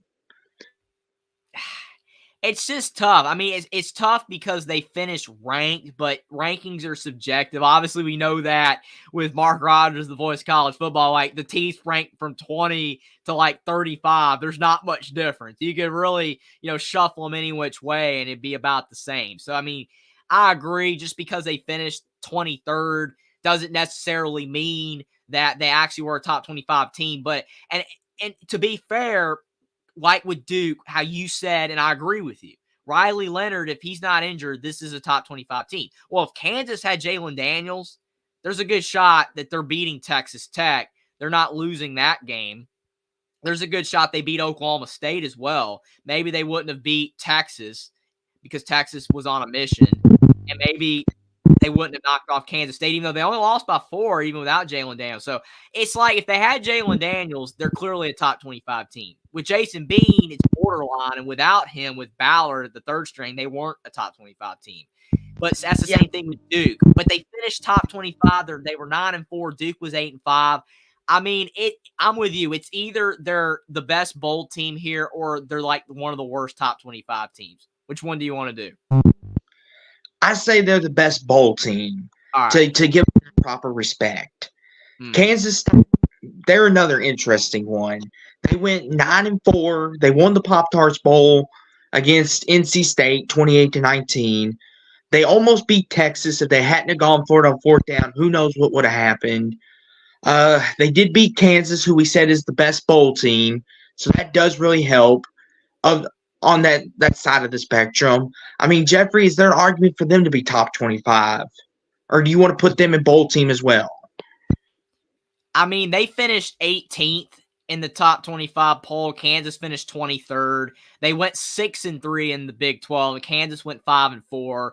And Kansas State, I mean, they literally lost to Missouri on a field goal by 3, and they ended up having a good year. They lost to Oklahoma State by 8. They lost to Texas by 3, had a shot to win, and they lost to Iowa State by 7. Every one of their losses were by 1 score, and they got a good bowl win over NC State. That was a solid bowl win.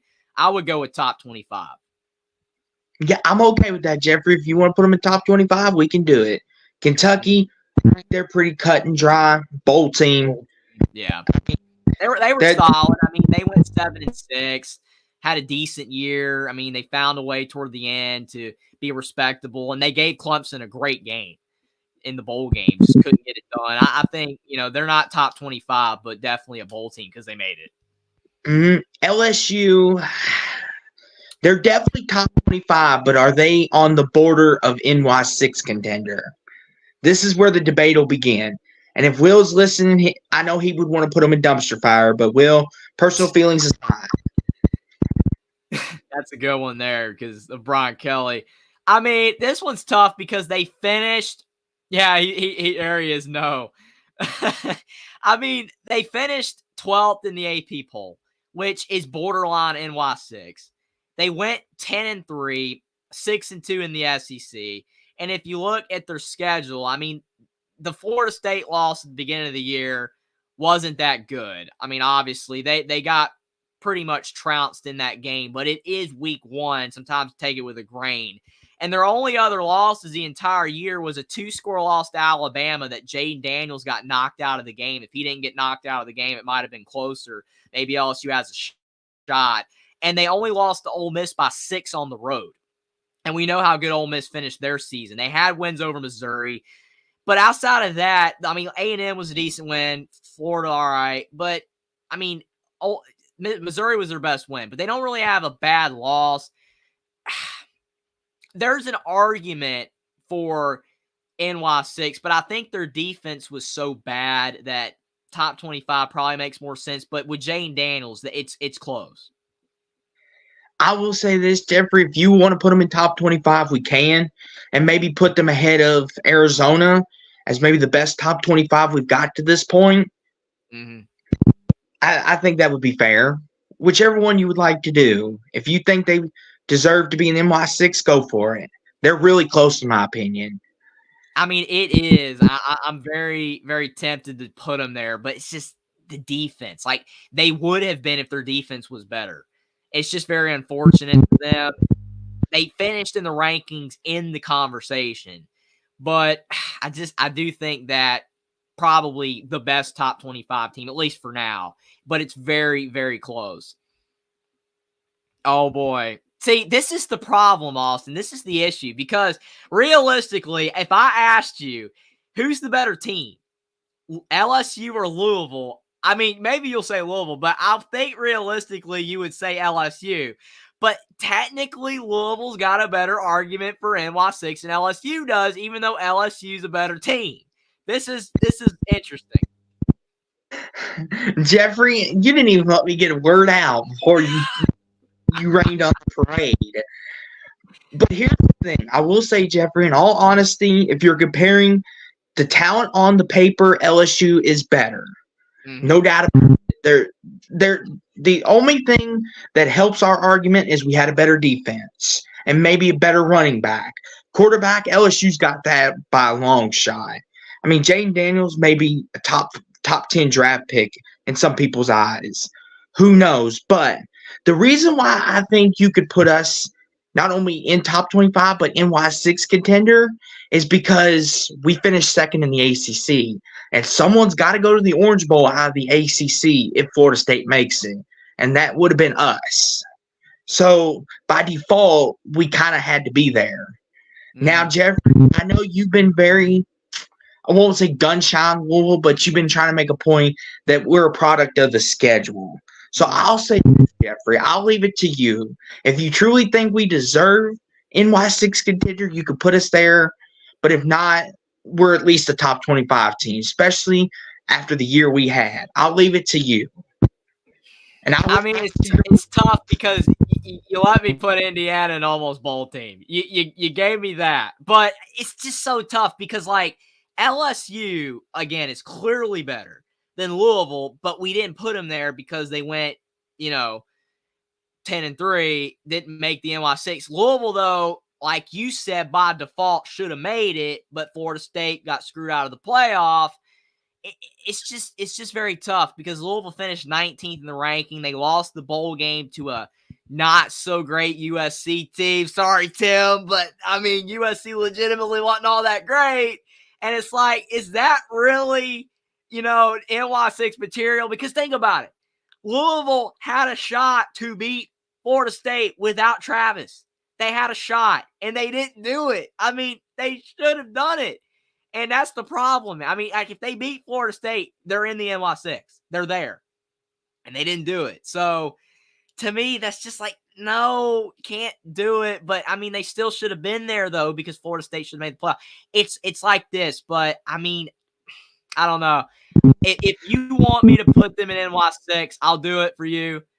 Like you said, because you let me put Indiana in almost bowl team. But I mean, if you look at everything I just said, it's top 25. But it's up to you.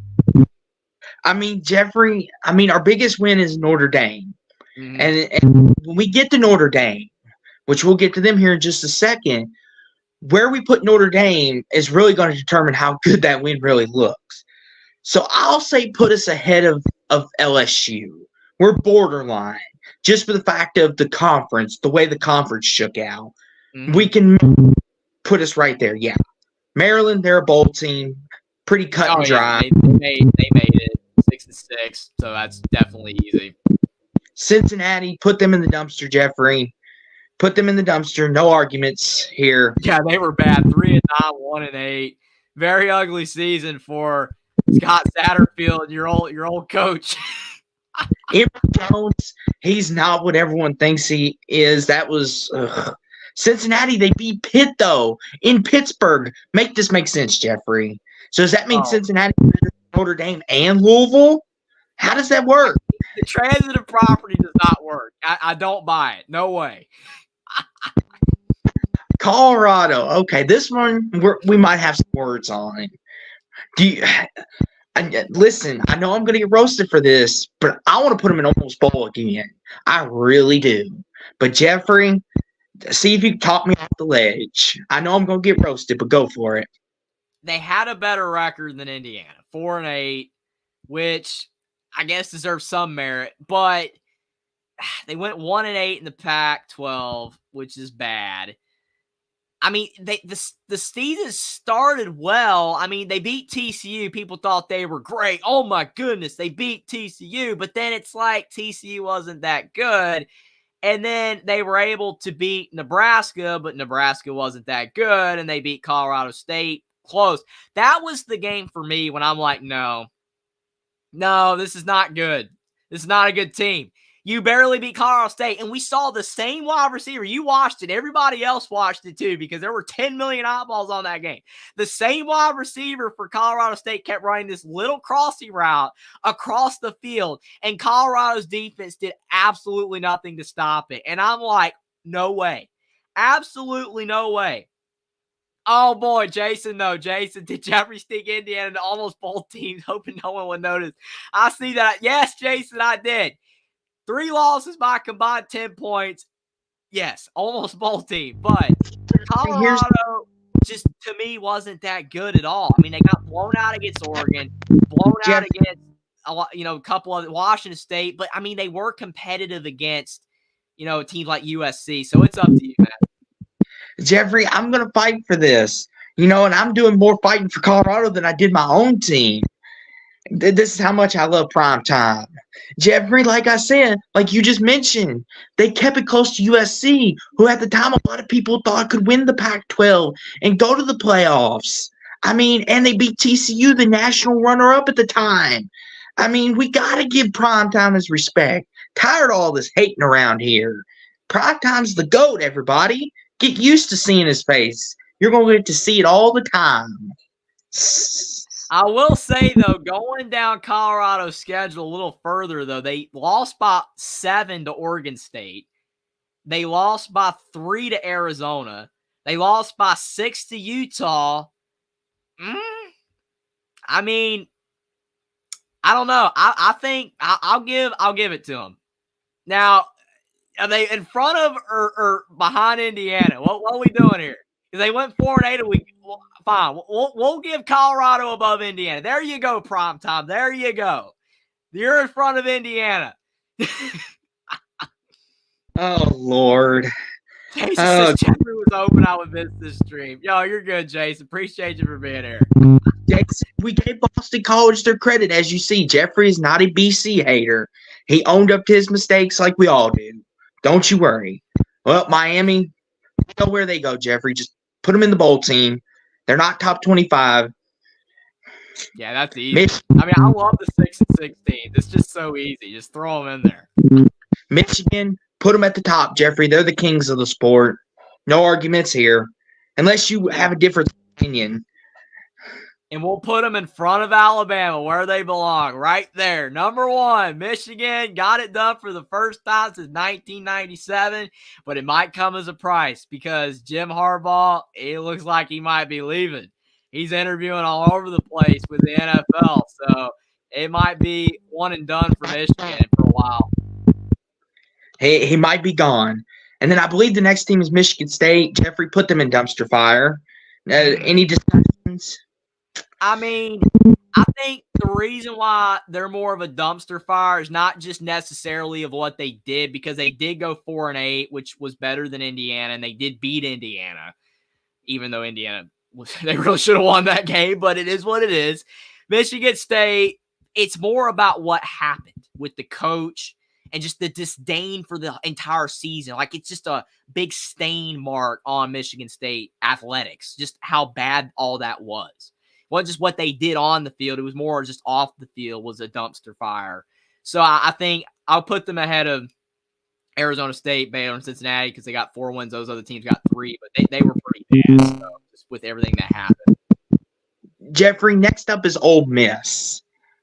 They were a team in New Year's 6, but did they play like it all the time? I mean, maybe not all the time, but I will say, to give them an argument, is for one, they did make it. They finished 9th in the nation. They went 11-2. And, like, they dominated Penn State. And the thing that made that so impressive is there really were not a lot of opt-outs in that game. Like, Penn State, I think, had a couple defenders. But for the most part, that was, like, one of the only big bowl games where there was not a lot of opt-outs. And Ole Miss just dominated in the game. They were able to knock off LSU. They beat Tulane. They lost Alabama, yes, and Georgia, but that's expected. And they beat everybody else. I mean, there's an argument that they shouldn't be NY6 because, I mean, there was a couple games like the Arkansas game and the Auburn game where they barely won those games, but that was coming off the 2-game stretch with Bama LSU. So maybe they were a bit, hungover from those games. I mean, they made it. They finished in the top 10. They went 11-2 in the tough SEC. That's pretty impressive. Yeah, I'll give it to you, Jeffrey. I mean, you made a really compelling argument. I was going to put them ahead of Louisville, but since they made it, it kind of makes it hard to dispute it, and they won. So NY6 contender for sure. Mm-hmm. Yeah, and it's not just that they won. They dominated. It was very, very impressive. I was one of the only ones that went Ole Miss because everybody went Penn State, and I went Ole Miss. And this was their first 11-win season ever as well. That's another underrated thing. They never won 11 games as a program in their history. So that's awesome. That's kind of shocking. But Jeffrey, I went Ole Miss like you did, and a lot of people were like, "Why are you picking Ole Miss?" Versus the James Franklin. I'm like, I don't know. Jackson Dart, Quinshon Junkins. I think that running game's gonna get that Penn State defense. Now Quinshon Junkins is gone, so there goes that L. Why did he leave? I know Ohio State NIL, but why did he leave? Because Ole Miss bringing all these good players in the portal. Their defense is looking stacked. You got Dart coming back. I mean, Lane Kiffin isn't going anywhere. It's looking so good for Ole Miss. I even saw a power ranking that had them over Alabama right now for next season, and then he leaves.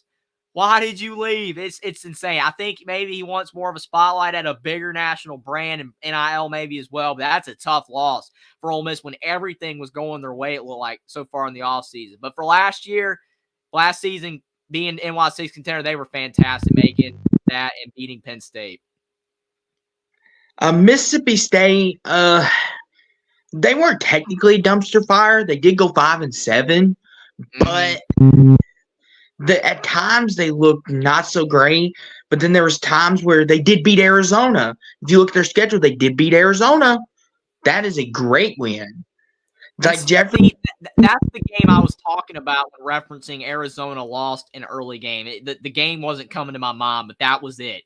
Mississippi State is not an awful team, but see, Arizona didn't have Fafita yet. Delora played in that game. And like if Fafita plays, is Mississippi State winning that game? More than likely not. It's still an impressive win, and it's one of those, as they say, that aged well, because as the season went on, Arizona did so well, it made Mississippi State look better. But the whole story is that Arizona wasn't what they were yet because they didn't have Fafita. Also, Mississippi State beat Arkansas. But other than that, they didn't beat anybody else in the SEC. All their other wins are against bad teams. They were competitive against South Carolina. They technically were competitive against Ole Miss. I mean, probably the Arizona win and the fact they went 5-7 keeps them out of dumpster fire, I guess. Plus, it was, a first-year head coach and Zach Arnett that they fired. He only got 1 year. I mean, that wasn't a good look. But, I mean, I guess they're almost bowl. Yeah, they're almost bowl team on a technicality, I guess. You could put them there. Okay, now how do we want to approach this one? Minnesota. They got in off smarts. Let's be honest. Here's the other thing. That not only did they get in because of smarts, they got in because of the Cooper DeJean play. Because Minnesota should have been 4-8. They should have been 4-8. But I mean, speak it true, Jeffrey. If Cooper DeJean, if they didn't rig that rule or whatever you want to look at it, Minnesota could be 4-8, and we could be talking about Iowa could have been in the playoff conversation. Crazy enough, but that's another. We're past Iowa now. We're on Minnesota. I mean, Jeffrey, they did make a bowl and they did win, but it's a tainted one. It's so unfair because they made a bowl and they won the bowl. And it's like, okay, that's enough to put them in bowl team. But like I said, 5-7, bad. And they should have been 4-8 because of the Cooper DeJean play. I mean, him waving his arms around and a little bit, and they count that as a fair catch because he scored and Iowa should have won. It is what it is. I mean, the rule is bowl teams. The category, we didn't put bowl caliber teams. Because, see, if we put bowl caliber teams, then no, Minnesota's not a bowl caliber team. But since the category is bowl teams, they made a bowl. So I guess they should be there. But they are the worst bowl team, even over BC, because they did not win 6 games. And Minnesota should have been 4-8. I still think Minnesota's better than Boston College, by the way. But because they should have been 4-8, they didn't deserve to be in a bowl, but they got in anyway, and they won. So yeah, Jeffrey, we'll just say they got in on a big technicality. Missouri, oh boy, the biggest one we whiffed of on the all. We put them in dumpster fire in our preseason prediction. Jeffrey, this is one that I think me and you. This is the one that bit us in the hiney the most. Well, and since they won 11 games and they were in the NY6, they belong in the NY6 contender category. Because if we're going to treat them like we did Ole Miss, it's only fair. Yeah, I agree with that. I mean, I'm with you because they beat Ohio State. The only problem is that Ohio State had all those opt-outs, and so it's not as impressive of a win, but they did win, and you still got to give them credit. And plus, they knocked off Kansas State. They knocked off Tennessee. They blitzed Tennessee. I'll tell you, they no knock it off. They blitzed Tennessee, absolutely destroyed them. And they also were able to knock off South Carolina in big fashion. They knocked off Arkansas in big fashion. They did lose to Georgia, but it was competitive, and LSU. I think they are NY6. Yeah, I agree, Jeffrey. NY6 contender. And Jeffrey, that's one of those we put in dumpster fire. That's one of our bad beats, so to speak. The Jeffrey and Austin bad beats. Yeah, That's going that to be was a new, our worst one, definitely by far. but they are NY16 team, though. Nebraska almost bowl. Yeah, I mean, they collapsed down the stretch. They were 5-3, and they lost their last 4 games. And how do you do that? I mean, in the Big Ten West as well. I mean, they're not a dumpster fire because Matt Rule's still there. He's not getting fired or anything like that. And they did show improvement this season, but the way they ended the year was just embarrassing. Should have made a bowl, but they definitely are an almost bowl team. Yeah, I was about to say, Jeffrey, they're not a dumpster fire. They went 5-7, and realistically, they should have been 8-4. If you look at it, some of the games that they lost the way they did, they should technically be 7-5, 8-4. But they're not a dumpster fire. North Carolina is our next team. This one's interesting, Jeffrey, because they did make a bowl, but they were top 25 for most of the year. But then they had to collapse because the defense did North Carolina defense things. They just decided, we'll show up the first couple weeks, and then against Virginia and Georgia Tech, we're just going to collapse altogether. And it's like you almost come to expect this from North Carolina.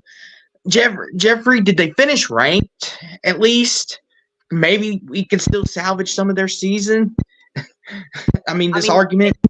They didn't finish ranked after the bowl game, but they weren't ranked either before the bowl game, right? When they were 8-4 and they faced West Virginia in the Duke's Mayo Bowl, they were not ranked either. So, yeah, I mean, the thing is that it's kind of like with Duke and Kansas.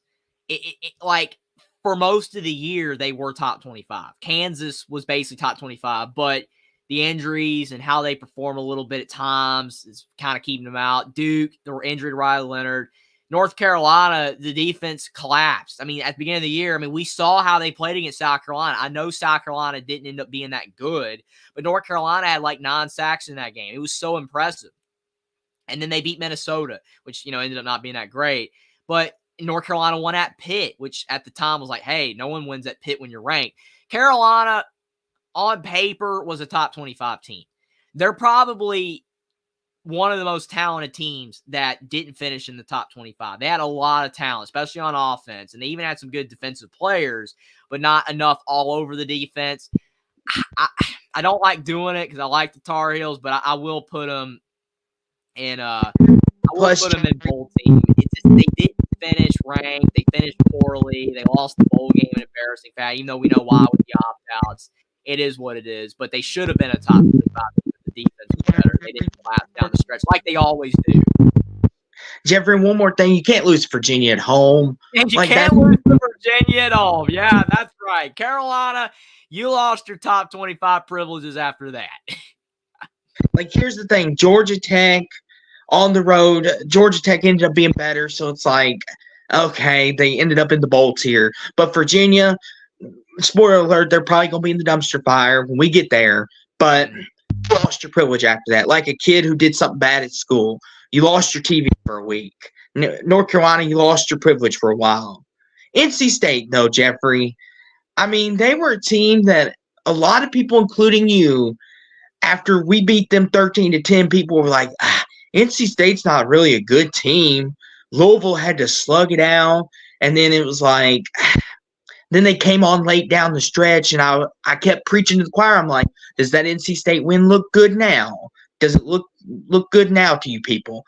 And then, Jeffrey, you eventually came around later and was like, okay, maybe I judged too quick on that. Because Dave Doran, he seems to always do this, Jeffrey. Like a lot of team people had them maybe going to the ACC championship game.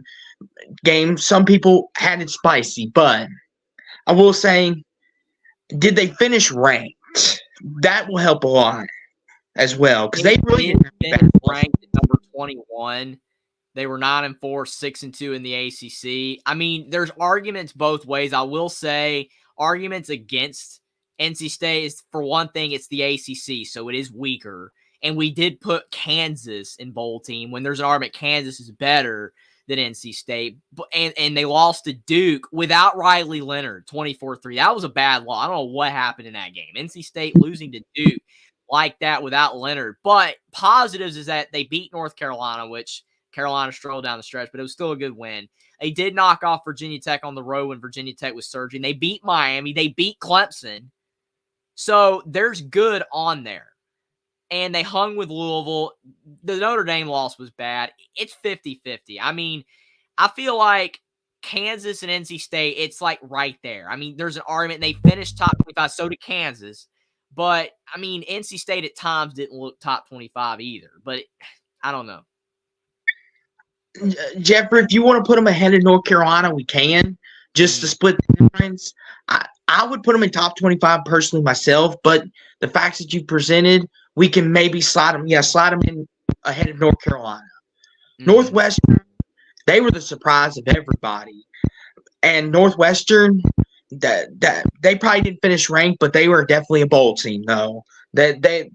Jeffrey, we owe this team a big-time apology, which I've apologized over and over to this team again. I mean, what a credible job David Braun has done. Not to gush over him too long because we still got a lot of teams to get to, but what an incredible job he has done. All props to him. But like you said, though, Jeffrey, on your live streams with Will and D, is can Northwestern keep this going? Was this just a byproduct of divisions? And unfortunately, Jeffrey, that might be the case. Like, I love stories like this. This is so cool. Like, they're the underdog. No one thought they could win more than maybe 2 games. But they won 8 games in his first season after everything that went on.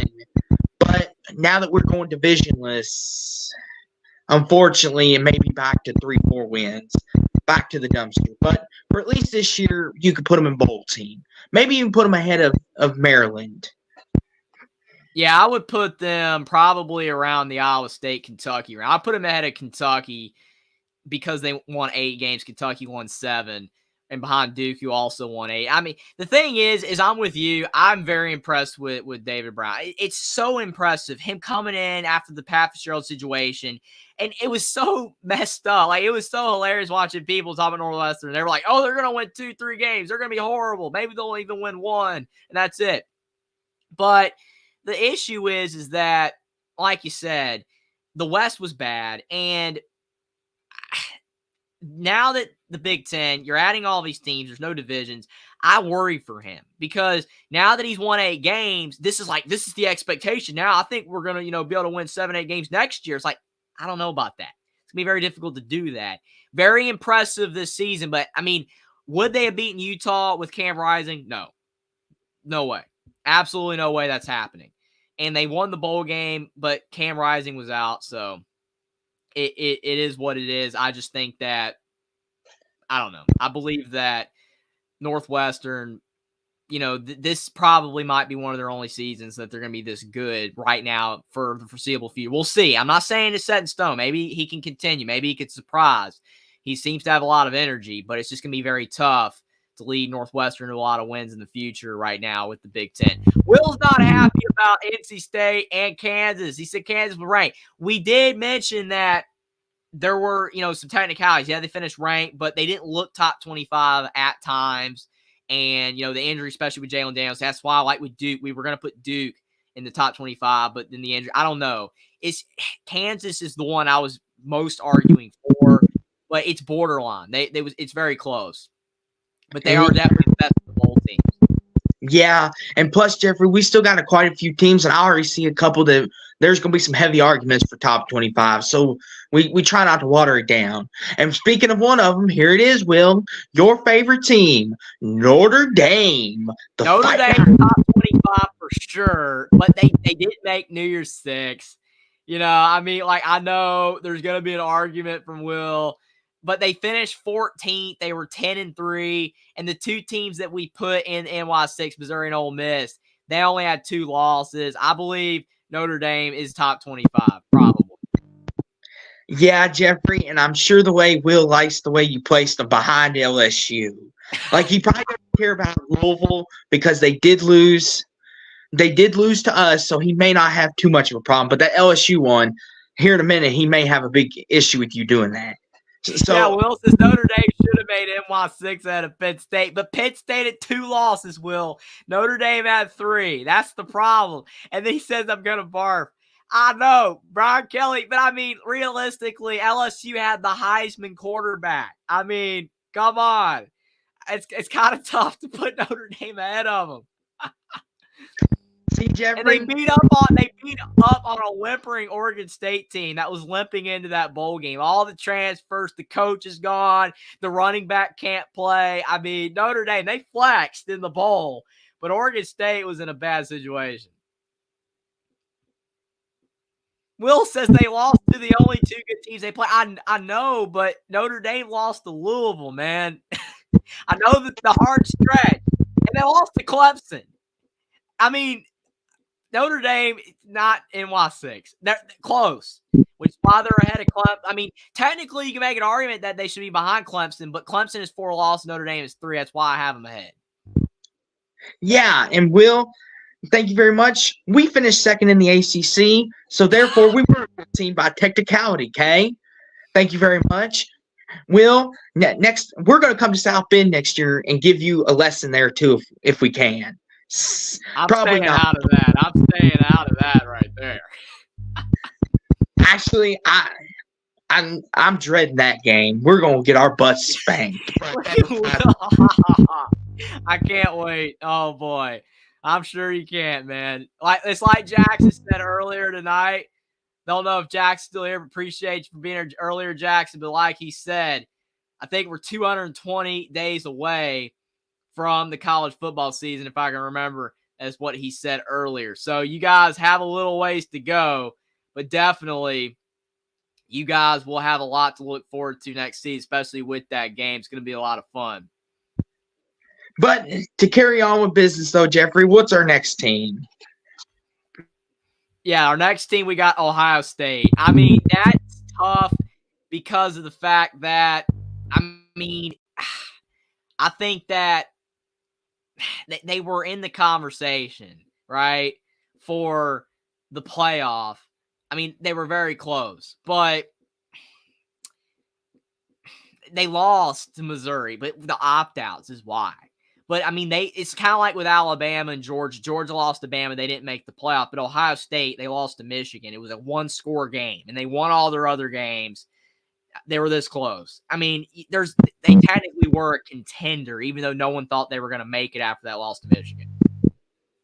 Yeah, Jeffrey, I would say you could put them either ahead of Ole Miss or you could put them in the contender. I'll leave it up to you.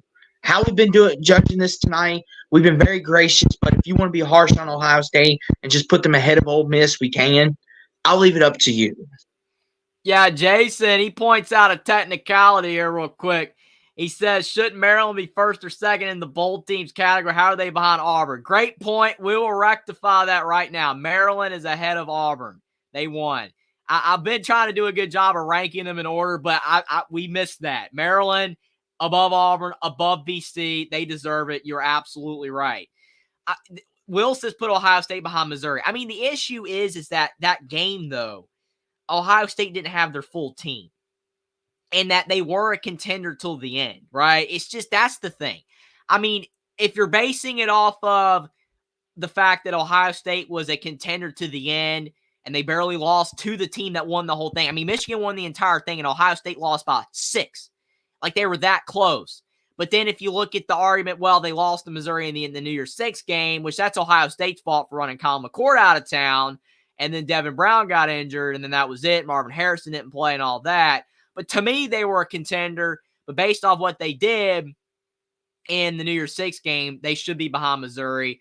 I guess, to be fair, they did lose to Missouri. We'll put them there. But, I mean, that's going off more of the fact, again, the transitive property, which isn't exactly fair because Ohio State didn't have their whole team. I think they were CFP contender, but it is what it is. Ohio State, they lost. They didn't make it. And then they got beat by Missouri because they chose not to have Colin McCord out there. Yeah, Jeffrey, I'm with you. I really believe you could put them behind Georgia. I'm really in favor, like you are, putting them there. But we're looking at it the way that we've been doing it all night long. We've been putting the teams that, if these teams did playing We've been putting them behind the teams. So I guess by technicality, we have to put them behind Missouri and NY6 contender if we're going to be fair and not great on a curve, as they say. I completely agree with you. They are a CFP contender, but by technicality, we got the Buckeyes and NY6 behind Missouri. Now we got Oklahoma. I mean, I think this was easy. I mean, top 5. 25. I'm with you, Jeffrey. Sorry to cut you off. Top 25. Mm-hmm. I mean, they went 10-3, 7-2, and they were ranked 15th at the end of the season. They didn't make the New Year's Six, but clearly they were a top 25 team this year. They had some hiccups, but they were a very solid team. We'll put them behind Arizona since they lost. Oklahoma State. Man, this is a team that looks so good at times this season, but also looks so bad at times this season. The loss to South Alabama, the loss to UCF, but then they beat Oklahoma, and they had other good wins as well. Didn't they knock off Kansas State too? Yeah, I believe they did. I believe. Jeffrey, they are a top 25. Are we willing to push the borders of NY6 contenders since they made the Big 12 championship game? And they did get blitzed by Texas. We acknowledge that. But are we gonna put them on that borderline? Like NY6, because if they would have won, they would have had to have given them a spot possibly. What do you think, Jeffrey? I mean, I feel like if they were more competitive against Texas and they didn't have those two losses to South Alabama and UCF that were bad, then yes. But since they lost those two games, because, I mean, they lost to UCF 45-3, and I know it was after the Oklahoma game. Classic hangover. But they didn't barely lose. They got destroyed, and then they got beat badly against Texas too. I mean, they were really good, but I do think that they should be in just top 25. Yeah, they're a top 25 team in my opinion too. I was like, maybe we could stretch it, but like you said, that's South Alabama, and then get trounced by UCF, who's down there really low on our bowl teams. That really drags them down. But they're top 25 for sure. Mm-hmm. Oregon's up next. NY6 team. I agree. Definitely. I mean, they had a good year. And the thing is, I believe Oregon was probably better than Washington on paper. I still believe that. I think that their team was better than Washington's, but they didn't win. They didn't win either time. Michael Penix slinging it out there, got it done. Very good team Oregon was, but they lost 2 games. They weren't in contention for the CFP at the end because of those 2 losses, and they blitzed, Liberty in the bowl game. So, I mean, that gives them credit there. So, definitely, and they finished higher in the rankings than Ole Miss, Missouri, and Ohio State, I believe. I think, okay, to look, Missouri finished in the AP poll 8th, and Ole Miss finished 9th. Oregon finished 6th. So that's why I have Oregon ahead of the other teams in the NY6. I think that's fair. Yeah, and Tim is in the chat. He's crusading against Oregon. Tim, they went to the NY6. I get it, but he's like, coaching guys. Oregon had better players but worse coaching, so not the better team. What I'm saying by the better team, Tim, is I'm basing it just off the players. I'm saying Oregon was the better team than Washington because of the players, not the coaches. Yes, the coaches, Washington's were better. That's why Washington won the games. They found a way to win, and Penix was awesome in those 2 games. I'm completely with you there. Oregon was the better team than Washington on the players, but coaching, Washington was better, and that ruled at the end of the day. I completely agree with you. Yeah, but Jeffrey, Oregon was one that we nailed. Mm-hmm. Happy we got that one on the money. Oregon State's up next. Technically, they made a bowl, but they were a dumpster fire. Like, towards the end there. Like, the way the things ended for them. Like, I know we can't do that, but, boy, they would definitely be one. Go ahead, Jeffrey. This one's frustrating because there's such a wide range of outcomes that you could say they should have been a top 25 team. They were all year. I mean, they were a solid team. Yeah, they had some hiccups. They weren't perfect, but DJ Uiagalelei, for the most part, was what Oregon State fans were hoping for. He didn't turn the ball over too much. He was pretty solid. They had a good run game. Their defense was fairly stout, and things were looking really good at first, and then they lost to Washington State, which that loss didn't age well at all. But they were able to beat Utah. They beat UCLA. Then they lost to Arizona, which that loss aged a lot better because Arizona was really good. But then that Washington game, they played so hard in that game in the rain. Both of these teams, gave it everything they had, and Washington was this close to losing. And Washington couldn't pass the ball well because it was raining, but Oregon State still fell short. Then they got destroyed against Oregon, but then in the bowl game, they got beat horribly by Notre Dame because all the players, I know Will's saying top 25, but they didn't finish in the top 25. They should be in the top 25. They should have been, on paper, they were a top 25 team. Coaching-wise with Jonathan Smith, they were a top 25 team this season, but they didn't end in the top 25.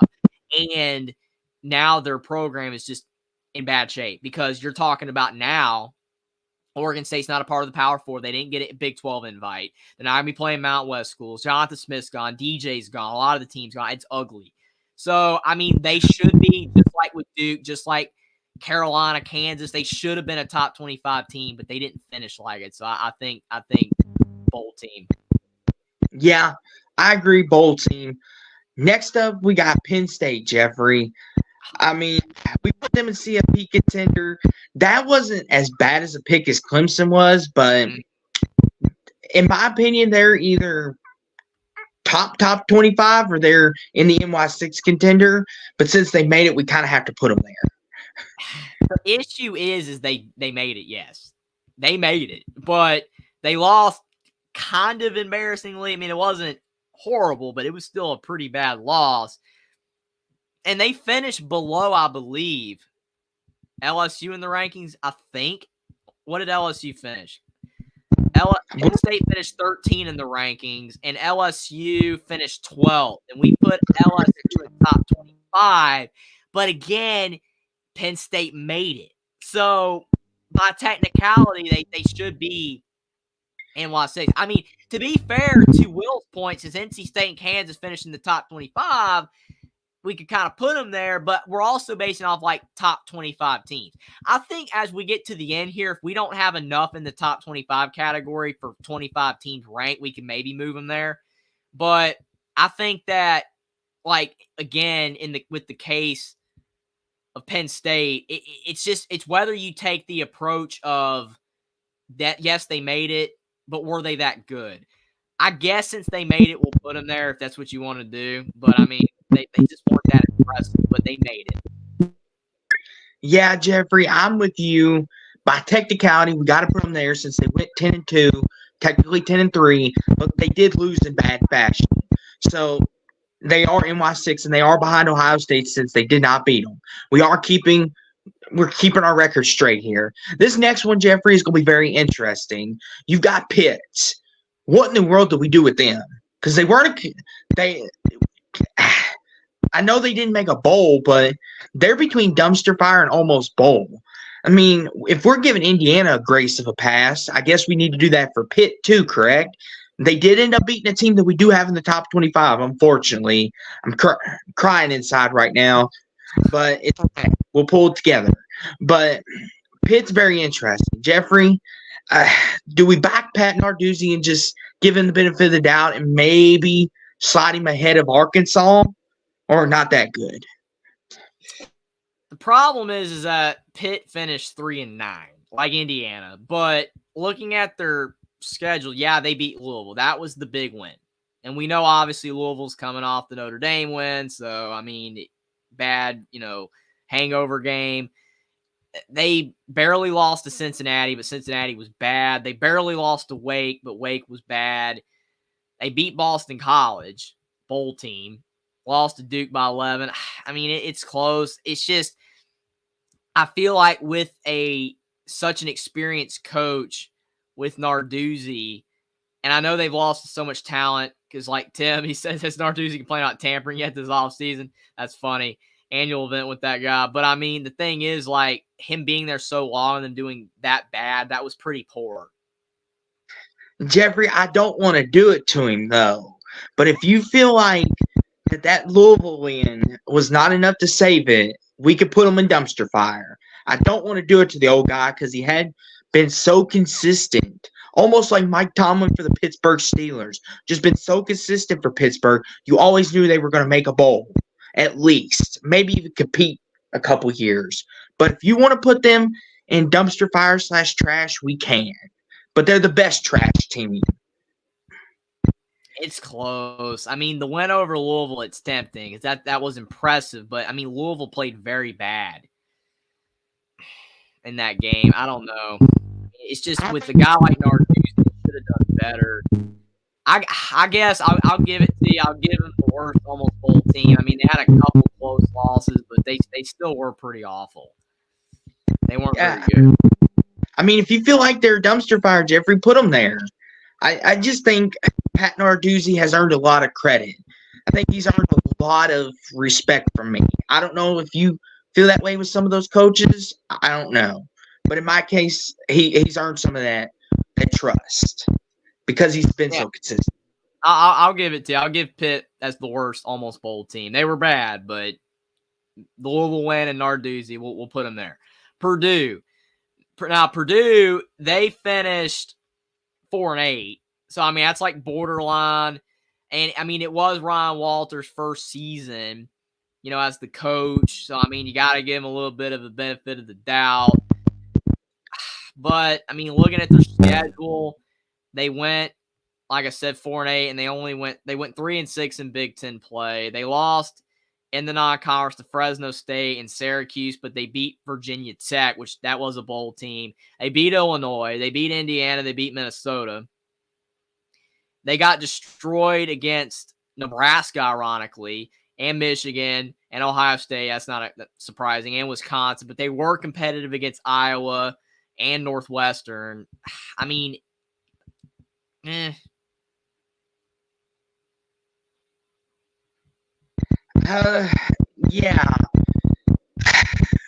Where are you leaning, Jeffrey? Me personally, I might have them a little ahead of Indiana, but not by much. Yeah, I guess that's fine. I mean, they are in the West, which is easier. I mean, that helps them out. The East is harder than the West, but they did beat Indiana, and they had some moments. So I guess we'll put them in almost bowl teams ahead of Indiana. Now, Rutgers, they're bowl team. That's clear for sure. No argument. Now, Jeffrey, where are we putting them? Do you want to say ahead of? Okay. We're getting a little dicey. You think they should go ahead of Maryland? Now, my memory, if serves me correct, let me look at the schedule. Maryland and Rutgers played. So that's going to be a big key factor there. Maryland and Rutgers. Maryland beat Rutgers. And Maryland finished 8-5. Rutgers finished 7-6. So we'll go with Maryland over Rutgers. Our next team is the South Carolina Gamecocks. Jeffrey, this is another interesting one because they were a team that had a lot of preseason hype. I believe they weren't ranked, I don't think. When we were right outside the top 25. They were right outside because North Carolina was ranked like 21st or something like that. And South Carolina was like 28th in the other receiving votes. So this is interesting. So Jeffrey, all preseason hype, we had this team in top 25. This was another one of our blunders that we're gonna fix now. Mm-hmm. For me, I don't think they were a dumpster fire because if you look, they only lost to Georgia by 10, which for Carolina standard, that's not that bad. I would say almost bowl, but the question is, how far up do you want to take them up that ladder, so to speak? Yeah, they were 5-7, 3-5 in the SEC. So I mean, they were only one win away from making a bowl game. Yeah, the North Carolina loss, that was bad. I mean, them losing the way they did, letting North Carolina's defense actually look legit was not a pretty sight. But like you said, they hung with Georgia. They beat Mississippi State. They beat Kentucky. That was a solid win. Beat Vanderbilt. They hung with Florida. Had a shot to win that game. Hung kind of with Clemson a little bit. I guess we'll put them behind Florida because of the fact Florida beat them. Next up is USC, which is Tim Pringley's favorite team in the chat, everybody. Love that guy to death, but I know he's not going to like where we put USC. Jeffrey, USC belongs in bowl team. I'm sorry, Tim. They didn't finish in the top 25. They just, no.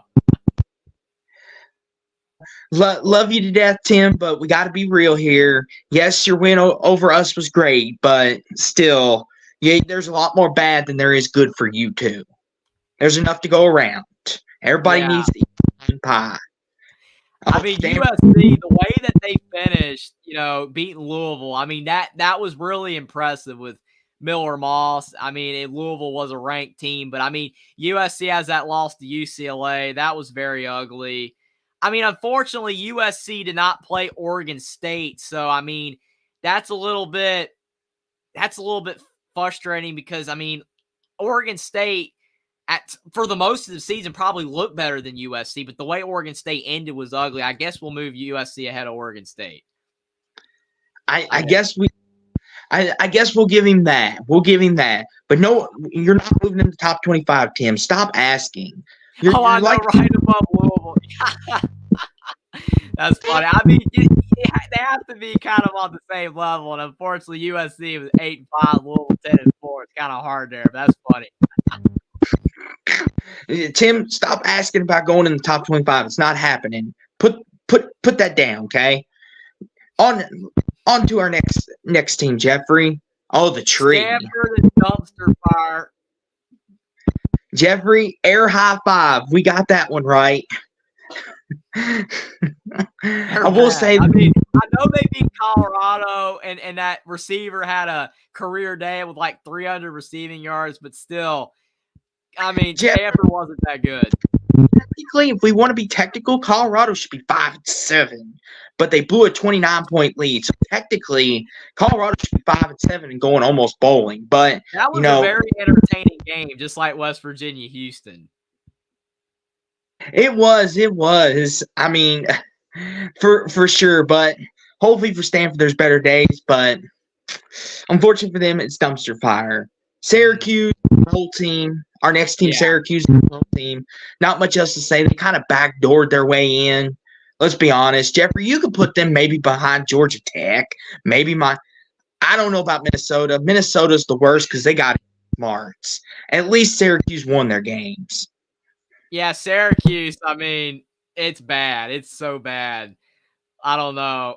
Like, they made a bowl, but losing the way they did to South Florida, they got to go at the end of the bowl team list. Will and D saying put Stanford ahead of Colorado. I understand, Will. I do, but Colorado won 4 games. Stanford won 3. And didn't Stanford lose to Sacramento State, where the coach came from, Troy Taylor?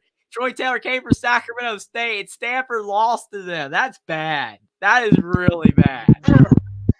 Will, you know better than that.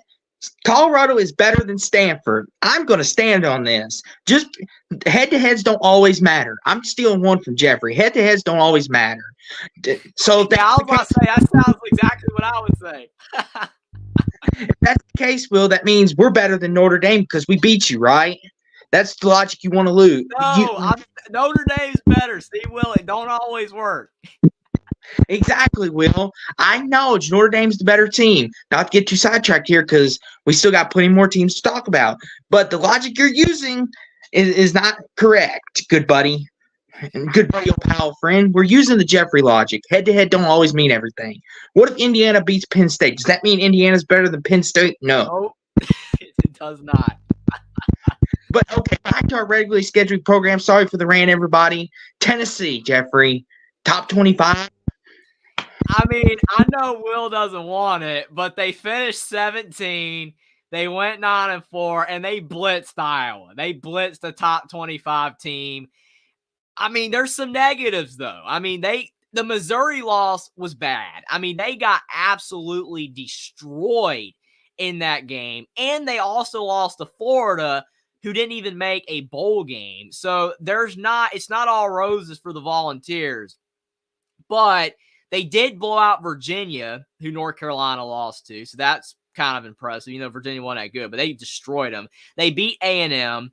They beat Kentucky. They beat Vanderbilt. I mean, there's not a lot there, and they did get destroyed by Georgia and Missouri. Alabama, they were somewhat competitive with. I mean, it's tough because at times they were not a top 25 looking team, but they finished 17, and the Iowa win was impressive. So I guess we got to put Tennessee at the bottom of the bowl team or a top 25 team. Now, Jeffrey, now another technicality, Jeffrey. We got to move them ahead of Iowa. We got to try to stay true the best we can. People are going to point that out. I'll give him that. I think Tennessee's better than Iowa. That's fair because Iowa's in the West. That offense is so bad. At least Tennessee, neither side of the ball was as bad as Iowa's offense. So that's fair. And they won. So we'll give them that. Yes. We'll give you your credit, Tennessee. But on to the next team. Texas.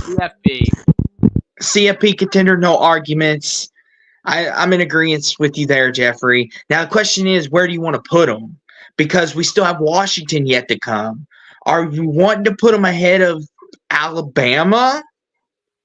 I believe Alabama was the better team, but Texas did beat them, so that's fine. We'll put Texas ahead of them. Okay. Texas A&M. I would say, Jeffrey, put them in bowl team, but they almost beat Alabama too. And I would say they're maybe ahead of. I don't know. What do you think, Jeffrey? They finished 7-6, and they went 4-4 in SEC play. So they're definitely not top 25. But they had their moments. I mean, this wasn't a completely abysmal team. I mean, the issue is that obviously they, have all the talent in the world and they underperform. But still making a bowl at 7-5 regular season. They lost to Oklahoma State in the bowl, lost to LSU, lost to Ole Miss. That was a close game, though. Lost to Tennessee close, lost to Bama close, and they lost to Miami. Like, all their losses are close. So that's impressive. They went 7-6, so we'll definitely put them ahead of most of the other teams that were like the 6-16. We'll put them ahead of them. I mean, like Northwestern got 8 wins, but A&M's probably better than Northwestern. But they're somewhere in here.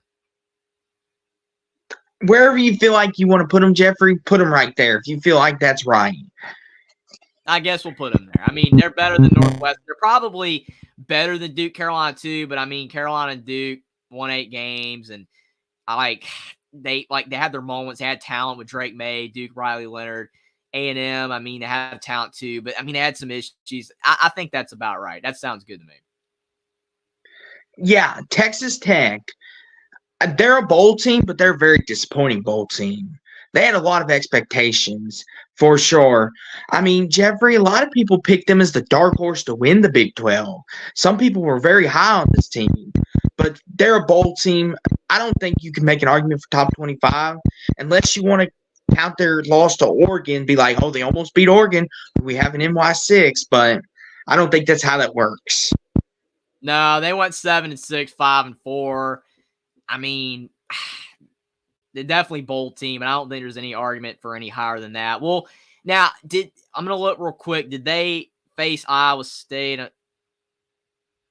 Look real quick, because I know, like, with the new Big 12 schedule, not everybody played. I'm trying to remember. They did not. So that's kind of tough. Both of them went 7-6. I guess we'll put Tech ahead of Iowa State because they won their bowl game and Iowa State lost it. Jason says he'd pick Northwestern over A&M. My argument for A&M, though, is could Northwestern lose by 6 to Alabama? I don't think so. I mean, I don't think so.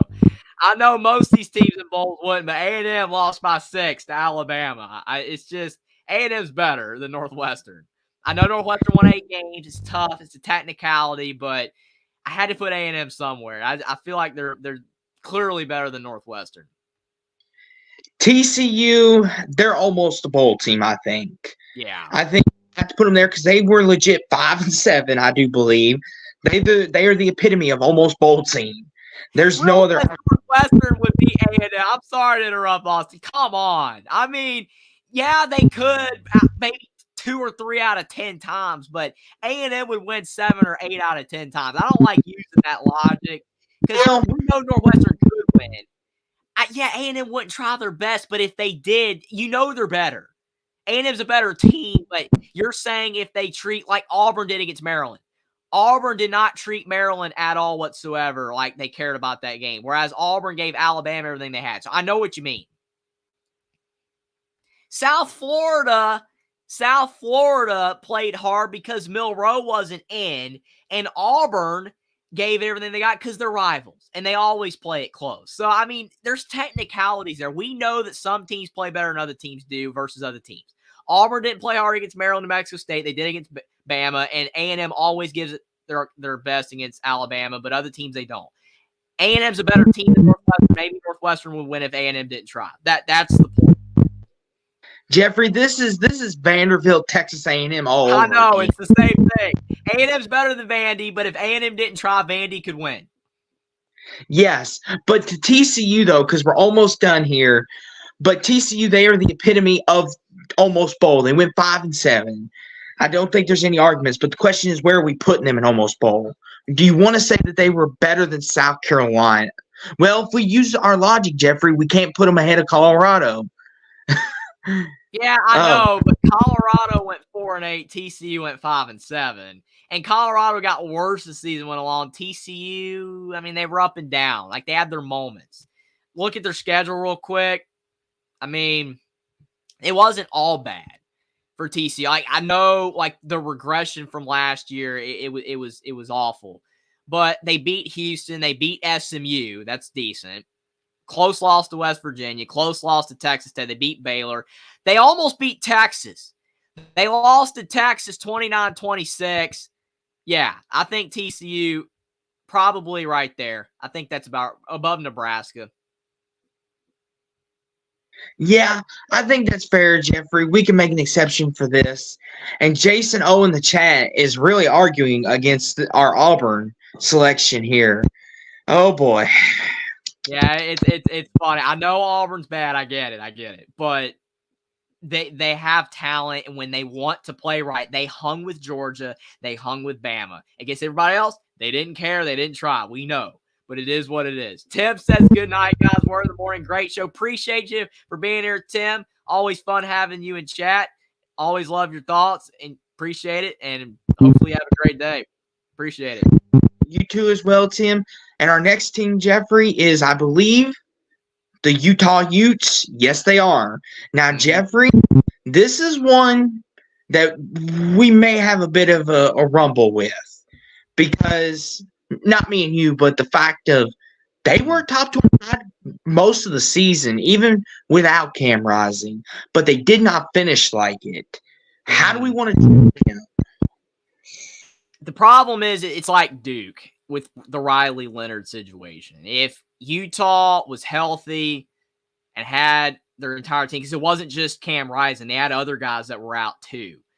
Brent Keithy didn't play. Some defensive guys were injured. It was tough all season. So if they were healthy and had their entire team, there's no way they're not finishing top 25. They were a top 25 team when healthy, but they went 8-5. They lost to Northwestern in the bowl game. So I just don't think we can really put them there. And I guess we'll give Northwestern the credit since they won. Utah is a top 25 team, though.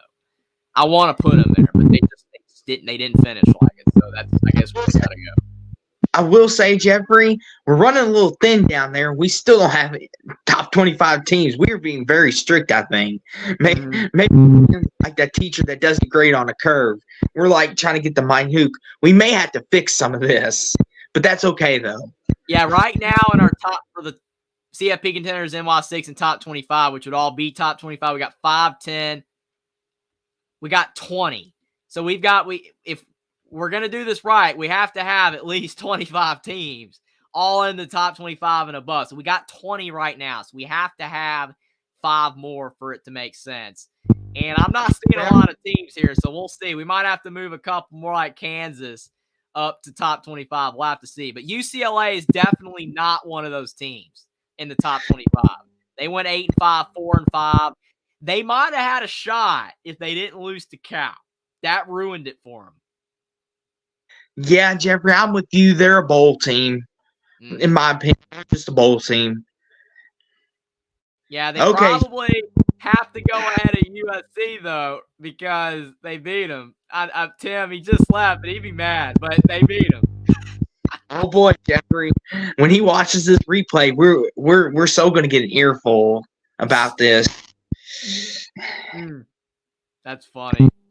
Up But next, Jeffrey, we got Vanderbilt dumpster fire at abysmal. Just absolute bad return of horrible Vanderbilt. while you're at it, put Virginia in there with them. Let's go on and kill two birds with one stone. Vanderbilt and Virginia dumpster fires. I'll give Virginia the best dumpster fire since they beat Carolina. But other than that, they didn't do much else. We'll give them the best dumpster fire team. Virginia Tech bowl team. I think Wake almost. Oh. Probably. Yeah, I'd put them right in there. Then you got, Wake almost bowl team by definition, even though they did look like a dumpster fire at times. Do you think they're above or below Purdue? Well, they went 5-7. Purdue went 4-8. So technically, if we're going by records, they're ahead of Purdue. Wake went 4-8 as well. Oh, my bad. My bad. Yeah, they went 4-8, 1-7 in the ACC. Yeah, I thought they went 5-7 as well, but then the more I thought about it, I'm like, they went 4-8. My apologies. It's hard to remember everything. Sorry. What do you think, Jeffrey? You think they were better than Purdue?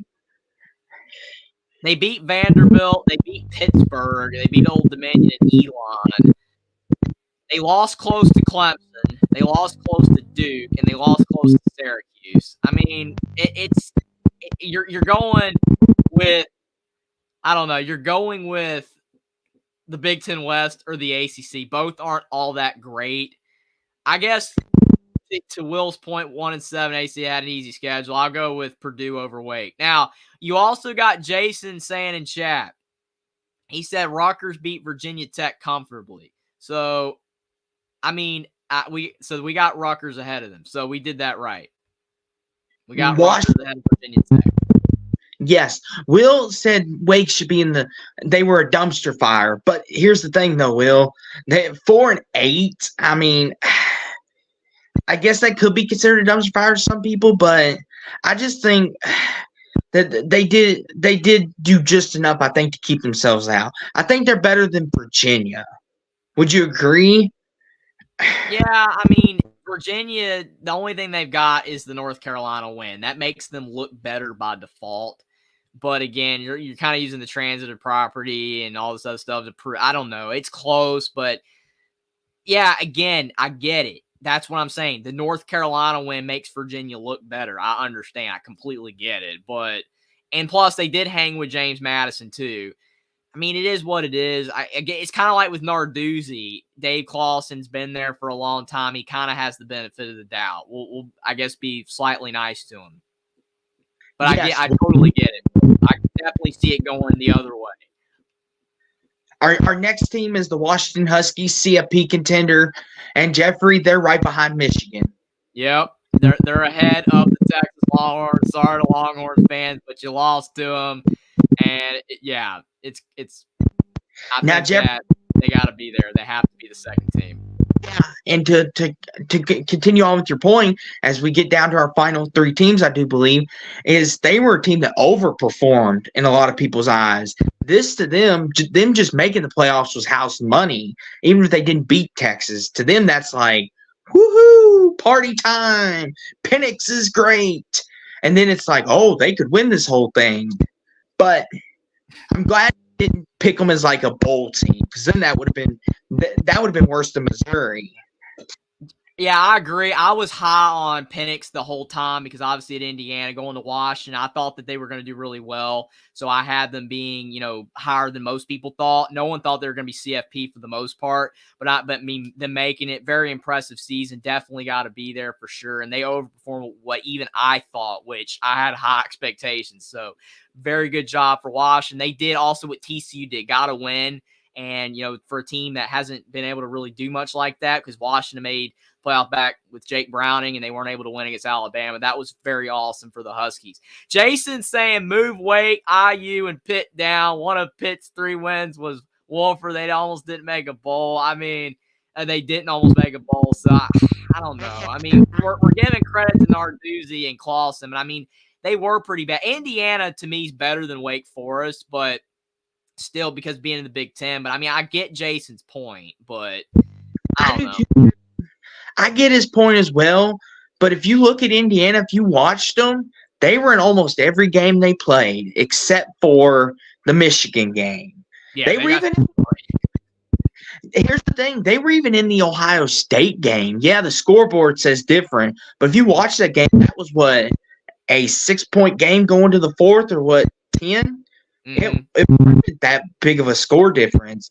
Indiana was just got exhausted because their offense had no clue what they were doing, and they almost beat my Louisville Cardinals too, which is another big key. If Tom Allen would have just called a QB sneak, then that would have solved the problem. Yeah, literally. I mean, Indiana is better than people are giving them credit for. Like you said, a QB sneak away from possibly beating Louisville. They were in the Ohio State game. They hung with Penn State, and they were literally in like every single game. So, I mean, yeah, will Virginia's better than Wake and Pitt? I mean, they're not going to let us live this down here. I will say, if we move anybody, I'll move Wake and Pitt down, and we can move Virginia up. But I'm not moving Indiana. The proof is in the pudding. Indiana is better than those dumpster fire teams. I mean, Indiana's not moving. Here's the thing, Jeffrey. Jason, 2 of the wins was Indiana State and Akron, but they hung with all those good teams. They're not a dumpster fire. Well, Jeffrey, let's finish these last 3 teams, and then we'll make revisions before we get out of here. Let's get these last 3, and then we'll let the chat make the argument. Washington State, I would put in almost bowl because they were unbeaten for the longest time in the top 25, but they collapsed towards the end.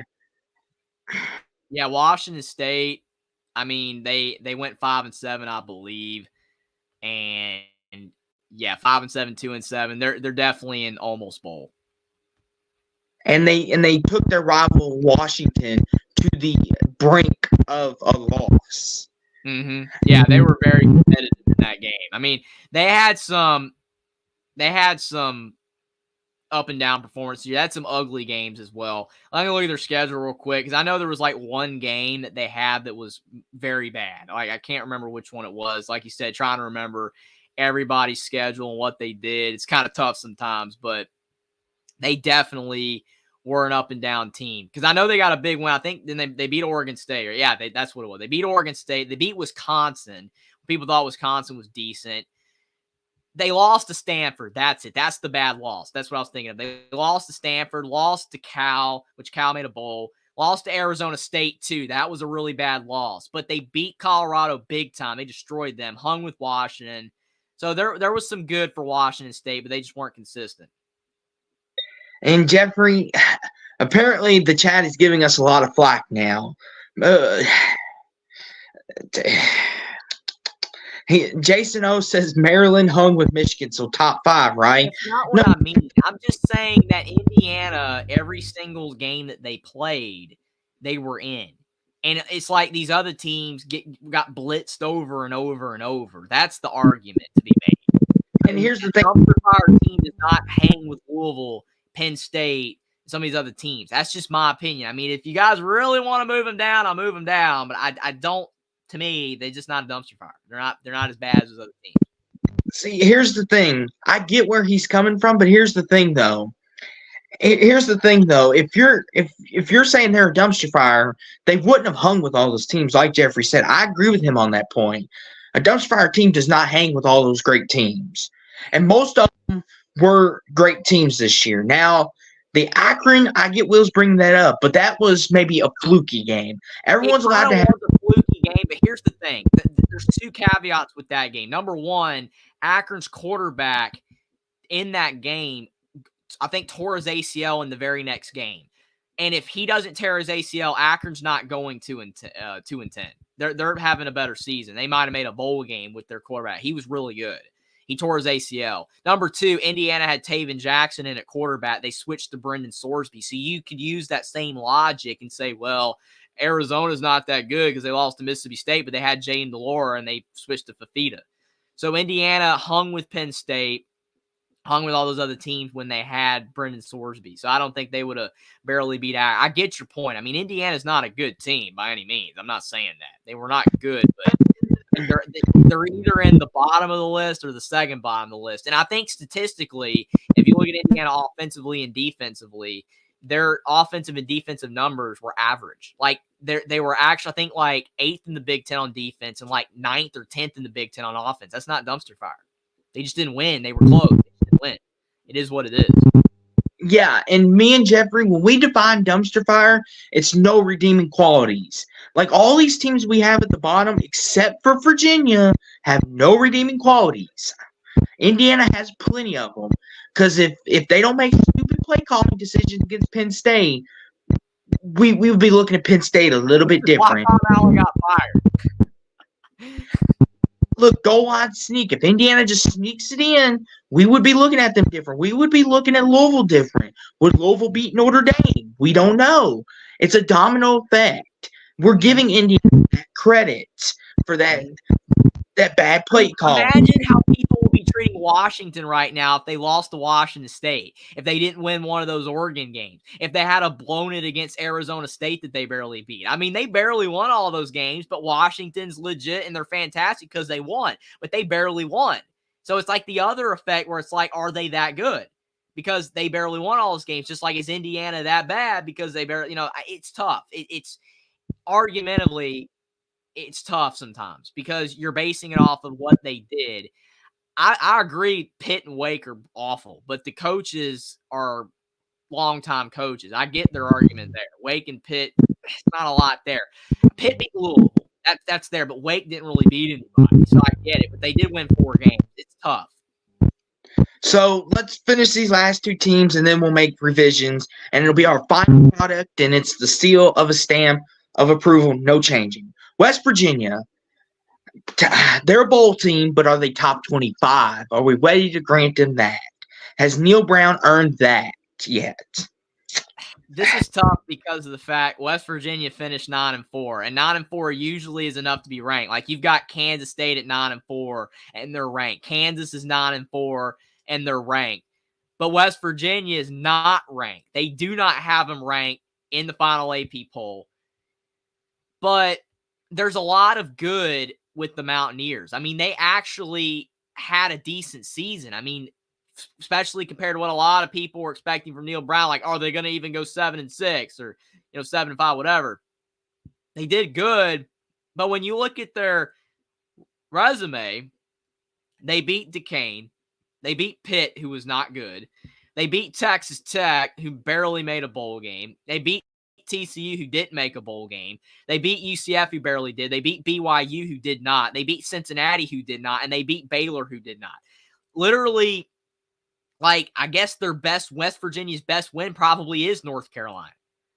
Like, there's not a lot there. And they lost to Penn State big. They lost to Oklahoma State fairly comfortably. They got blown out against Oklahoma. And they lost to Houston, who was bad. I mean, it's argumentative. It's close, but they don't really have a good win, man. Like, their best win's North Carolina. So I think they felt just short of the top 25. Well, in this case, Jeffrey, do we put them ahead of Carolina? Because Carolina were fighting for top 25.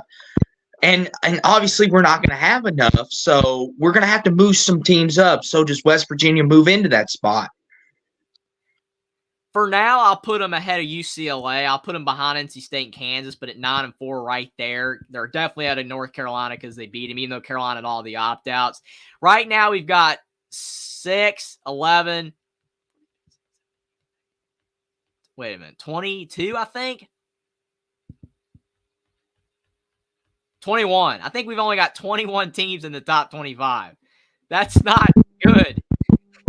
So, Jeffrey, obviously, unless we're going to put Wisconsin there, Wisconsin is our last and final team, and then we will figure out where we could slide some teams in and see if we need to move anybody, and then that'll be our final product. And then we'll stamp of approval. Is Wisconsin anywhere close? Or are we just gonna put them in? Wisconsin finished 7-6, so definitely not. They're 7-6, and they went 5-4 in the Big Ten. Decent season for the Badgers, but not anything super special. I guess, I mean, somewhere in here, probably, I guess, about right there. Okay, so we have currently 21 teams, and we need 2, 4, 6, 8, 10, 12, 14, 16, 18. Yeah, we have 21 teams. Okay. We need 4 more in the top 25. Well, I know for one thing, Kansas is going in the top 25, and so is NC State. That's easy. Okay, Jeffrey. Then can Duke go in then? Did I present an argument that we could put Duke in? It's tough because, again, they were so good, and then he got injured, and then they collapsed. But there's an argument for sure. But then we can't put Kansas in. I know they finished ranked, but if you're going to use the injury argument, we got to try to treat them as the same. Because I'm really fighting for Duke right now, Jeffrey. I get the Riley Leonard injury, but you can't deny what they did. They beat Clemson, who's in the top 25. I mean, I get Kansas beat Oklahoma. I mean, I guess it comes down to how much do you value that Clemson win over the Oklahoma win. Yeah, Jace is saying Kansas State should move up. We already got him in the top 25. I mean, Tennessee finished above them in the poll. I think Iowa did. Clemson did. So, I mean, I think there's a decent spot. I mean, they're better than Iowa probably, but they didn't finish higher than them.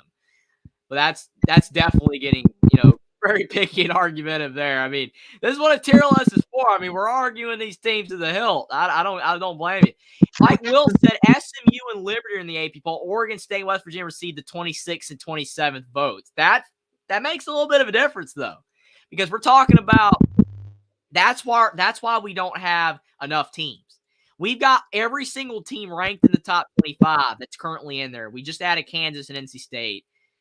But SMU and Liberty are ranked. So West Virginia and UCLA and, USC, Oregon State, UNC, Duke, they're probably the teams that have an argument. Since SMU and Liberty are ranked, we can't put them there since we don't have them on the tier list. But since Will's saying Oregon State and West Virginia, do you want to go with those two teams? I mean, if Tim was still here, he'd be arguing USC now. He'd be saying USC. So here's the thing, Jeffrey. Is there anything I can do to convince you about Duke? I'm feeling really strongly that Duke deserves a lot of credit for what they did, even not being healthy, because Kansas was not healthy either, but we're still giving them the benefit of the doubt. I'm standing on this Duke. I'm standing on Duke, Jeffrey. I really want Duke in here. I think they've earned it. I'll give Neil Brown credit because they finished 9-4. We'll give Neil Brown the credit, and they have the 27th most votes. But now we're down to all the teams that are no longer 9-win teams, because West Virginia is the last 9-win team there, I believe. And the rest of these teams, UCLA, 8-5. USC 8-5, Oregon State 8-5, UNC 8-5, Duke 8-5, Northwestern 8-5, Utah 8-5. So it's down to these teams. I agree. Like Jason said, maybe West Virginia due to record. I agree. So West Virginia, Neil Brown's in. We got one 8-5 team. Do we go with Will? Oregon State because they had 26 most in the votes, or do we go with Duke? It's probably Duke or Oregon State, or maybe USC. One of those. Here's the thing, Jeffrey. Which way are you leaning? Are you leaning more towards me with Duke, or are you leaning towards Oregon State? I don't know. It's so close because Jason says either Oregon State or Northwestern, so he's not arguing Duke at all. I don't know what Will thinks. Will's still here. I don't know. He might go with Duke because of ACC. With Notre Dame having the allegiance there with the ACC. I don't know, though. I mean, the thing is you got to give credit to Duke because Riley Leonard. Oregon State, I mean, they were a good team this season, but unfortunately losing DJ in the bowl game. Like, if they had all those guys, that game might have been better against Notre Dame. USC, I mean, I know they beat Louisville in the bowl game, but I mean, that UCLA loss was very disappointing, and they had some bad moments, like barely beating Cal. And I don't know. And then, like, A&M, I mean, A&M's 7-6, but, like, a lot of talent, but just not enough there. Carolina, you got Drake May. They finished 8-5, but they lost the bowl game. I mean, I will give Duke the argument that they won their bowl game and Oregon State lost, but Duke played Troy, who had a stomach bug, and Oregon State, they played Notre Dame. And, I mean, like, it's just hard. I don't know. It's tight.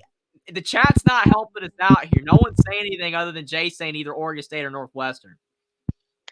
I will say this, Jeffrey. I have no problem with you putting West Virginia in because they are in by record. It comes down to either Oregon State or Duke, like you said. Here's the thing. Will said Duke. I told you he was going to go Duke because of the Notre Dame and the ACC. I told you. I knew it. Will's going Duke. Jason's going Oregon State. I kind of am leaning more Oregon State because I feel like they were better throughout the year. But Duke, Riley Leonard was good. I mean, but it's close. It's very close.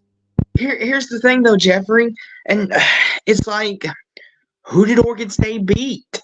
At least Duke can make mention that they beat Clemson. Who does Oregon State have on their resume that they could say, "Look at our landmark win"? I mean, that's a good point. I'm pulling up Oregon State's schedule again to look at it. I mean, they beat UCLA when they were ranked, but UCLA fell out. I mean, they beat Utah back when Utah was ranked again, but they fell out. They beat Cal that made a bowl. They beat Stanford, Colorado, who weren't good. They got blitzed by Oregon. They were competitive with Washington in the rain. They almost won. They almost beat Arizona, and they almost beat Washington State, but Washington State didn't make a bowl. Man, it's close. Yeah, Jeffrey, Man, this is tough. Why does it come down to this? I mean, you're going Duke. I'm like kind of Oregon State. I don't know. It's close. It is so close. Duke's got the better win. I'll give you that. They do.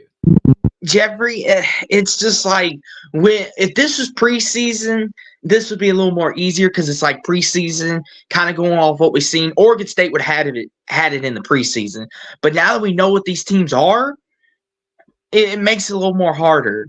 I mean, Jeffrey, we could just split in the middle and just put Texas A&M in just because they're the SEC if we want. I mean, oh yeah, that would create an uproar. It'd be like, "What are you doing? It was a good tier list until now. What are you doing?"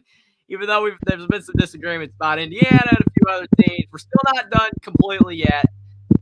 I mean, I guess I'll go Duke. I guess. I mean, I feel like Oregon State was the better team, but Riley Leonard, I mean, they were pretty good when he was in. They kind of fell apart a bit without him.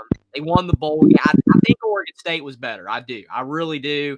But I'll go Duke. I'll give you Duke. Score one for me. Jeffrey finally gave me one. Hey, I gave you Louisville too, right at the top of that top 25. It's looking good.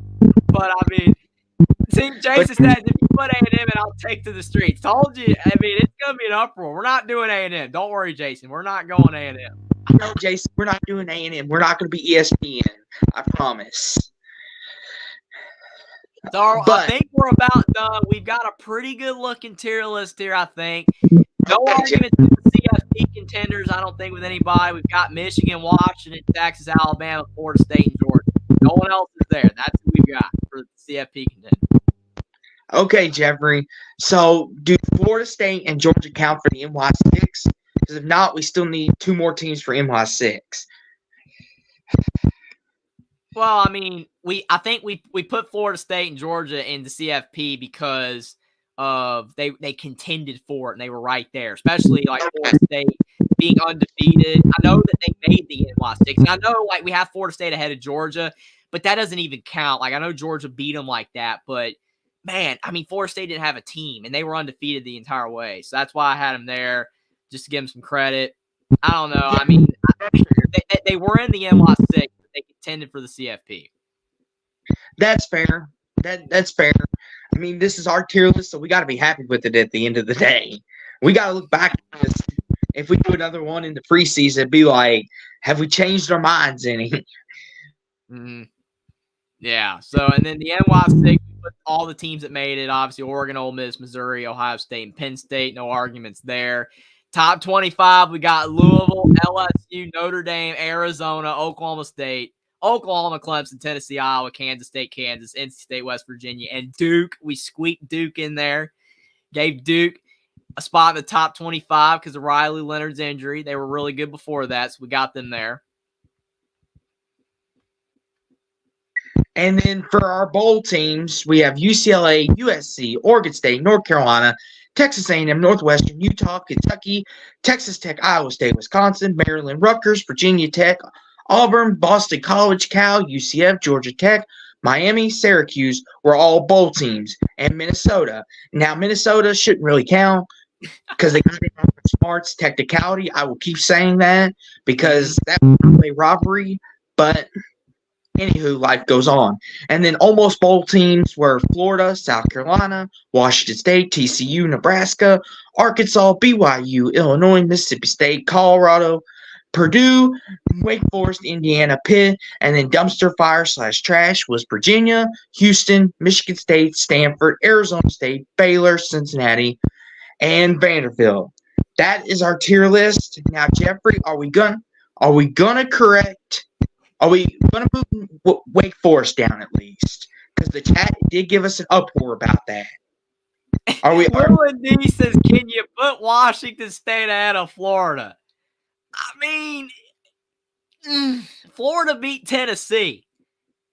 I mean, Washington State did beat Oregon State, but Florida beat Tennessee. Yeah, this is one again. Jeffrey, we could do this all night. I know. It's like it's a technicality. I mean, we've got Florida, South Carolina, Washington State all there. Like, they're close to a bowl. They all went 5-7. They were all decent at times. You know, Washington State and Florida got a good win. South Carolina even, beat Kentucky. Like, it wasn't all bad, but they, it's close. I mean, Florida's more talented than Washington State. Yeah, they are, but it's like, I mean, Florida's got that great win over Tennessee. I think better win. Even though people think Tennessee stinks, it's a better win. I will say this, Jeffrey, before we close it out. Pitt, and I know people, the bottom three, Wake, Pitt, and Indiana, that they kept bugging us about that. Do you want to move one of them down to make them happy? I even know this is our tier list, but we let our audience in on it. Yeah, move Wake down at least.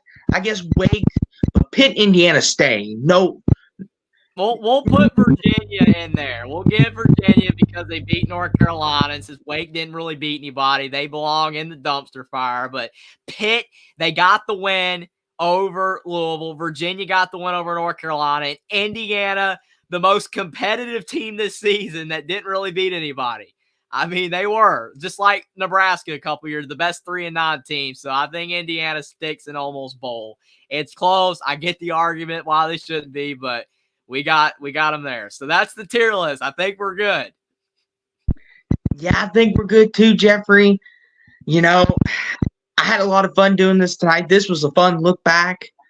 If I had to grade this final tier list, since we did it in our preseason one, I would say we did a B+. I would like to say we did an A+ job, but there were so many arguments you could have made for a lot of teams. I'll say B+ is a grade. What about you? I mean, I'll give it it's a cross between an A- or a B+. I mean, we corrected a lot of the errors and put the teams in the right spots. I mean, like the bowl teams, it's easy. We did all the teams that made bowls, even though Minnesota shouldn't have, but we know why. Technicality, but we got all of them right easy because they all made bowls. We got enough teams to fit the top 25, and since we didn't have SMU and Liberty because of the fact that, that's just the way it is. They're not in because they're not on the tier list. We put West Virginia in there. We put Duke in there to make up for it. I think that was pretty solid. I think we did pretty good with the CFP. I know the bottom people are complaining, but Jay said if you combine Indiana Pitt's wins, they make the humanitarian bowl. I guess that's what almost means. That's hilarious. I love it, Jason. I appreciate your comments. You've been hilarious tonight. I love it. But I mean, it is funny though. I mean, they're not good teams by no means, but you got to give them some credit. Indiana, Pitt, Virginia have more than what those bottom teams have, I guess you could say. But none of them are that good. But I'm with Jeffrey, you. I think A minus B plus for what we did. Jeffrey, if there's one thing that when people go back and watch this, they're going to be like, Indiana should be in dumpster fire. I don't care that they almost lost or Pitt. That's going to be like the biggest outrage. They're not going to care that we blundered on Missouri or we blundered on some other teams. They're going to care about those two teams. And why is Virginia an almost bowl? Well, it's because our chat was over here telling us that we're being too nice. Yeah, it's pretty funny. It's definitely hilarious. Jason, good show, guys. See you next time. Appreciate that. Jason will definitely be doing more streams and videos in the future. Appreciate that a lot. It was a lot of fun doing the tier list. It was definitely amazing. It was as fun as I thought it was going to be. I knew it was going to be a blast, and it was. Appreciate you coming up with the idea, Austin, for us to review what we did in the preseason. And I think we did a pretty good job fixing the mistakes. And overall, I don't even think we did too bad ranking the teams in the first place. Had some errors, but everybody does. Good stuff, gentlemen. So, Will, appreciate you for sticking it out, Will, as well. The entire show was a lot of fun. But do you have any final thoughts, Austin? Yeah, thank you for everybody being here. I really enjoyed doing this with Jeffrey. And, I thought, since we did in the preseason, we just needed to correct our mistakes and do what's right because – when you do preseason lists, you kind of have to come back and correct what you got wrong. That way, it doesn't look completely bad. But it was a lot of fun. I enjoy doing streams with Jeffrey and Will and Jackson when we all get the chance. But this was really fun. Looking forward to doing this again sometime soon. And we'll argue about whether Indiana should make a bowl next year or maybe we'll put them in top 25. Maybe Kurt Sinetti will have them beat Michigan and Ohio State. Who knows? But overall, this was fun. Please make sure you like, comment, subscribe, click on the notification bells. No matter where you're watching, whether you're on Sports Talk with Austin or Jeffrey from Only Talk Sports. Links for Jeffrey's channel will be down in the description of mine after this uploads. But that's where you can find us both. Jeffrey, got any exciting stuff coming up that you want to let the people in on? Oh, definitely. I got more videos coming out, more with college basketball now that's really in the forefront, and the NFL going to continue to be covering the playoffs. But college football is dying off. But if there's some big news, definitely we'll continue to cover it. But definitely a lot more content coming up in the future, and definitely can't wait to make those type of videos. It's going to be a lot of fun with basketball and the NFL. And, like Austin said, subscribe if you're new and like the stream as well. Appreciate everybody for being here. You guys are awesome. Guys are awesome as well. And remember, everybody, just remember, life hits you fast. So enjoy it. Thanks for being here, everybody.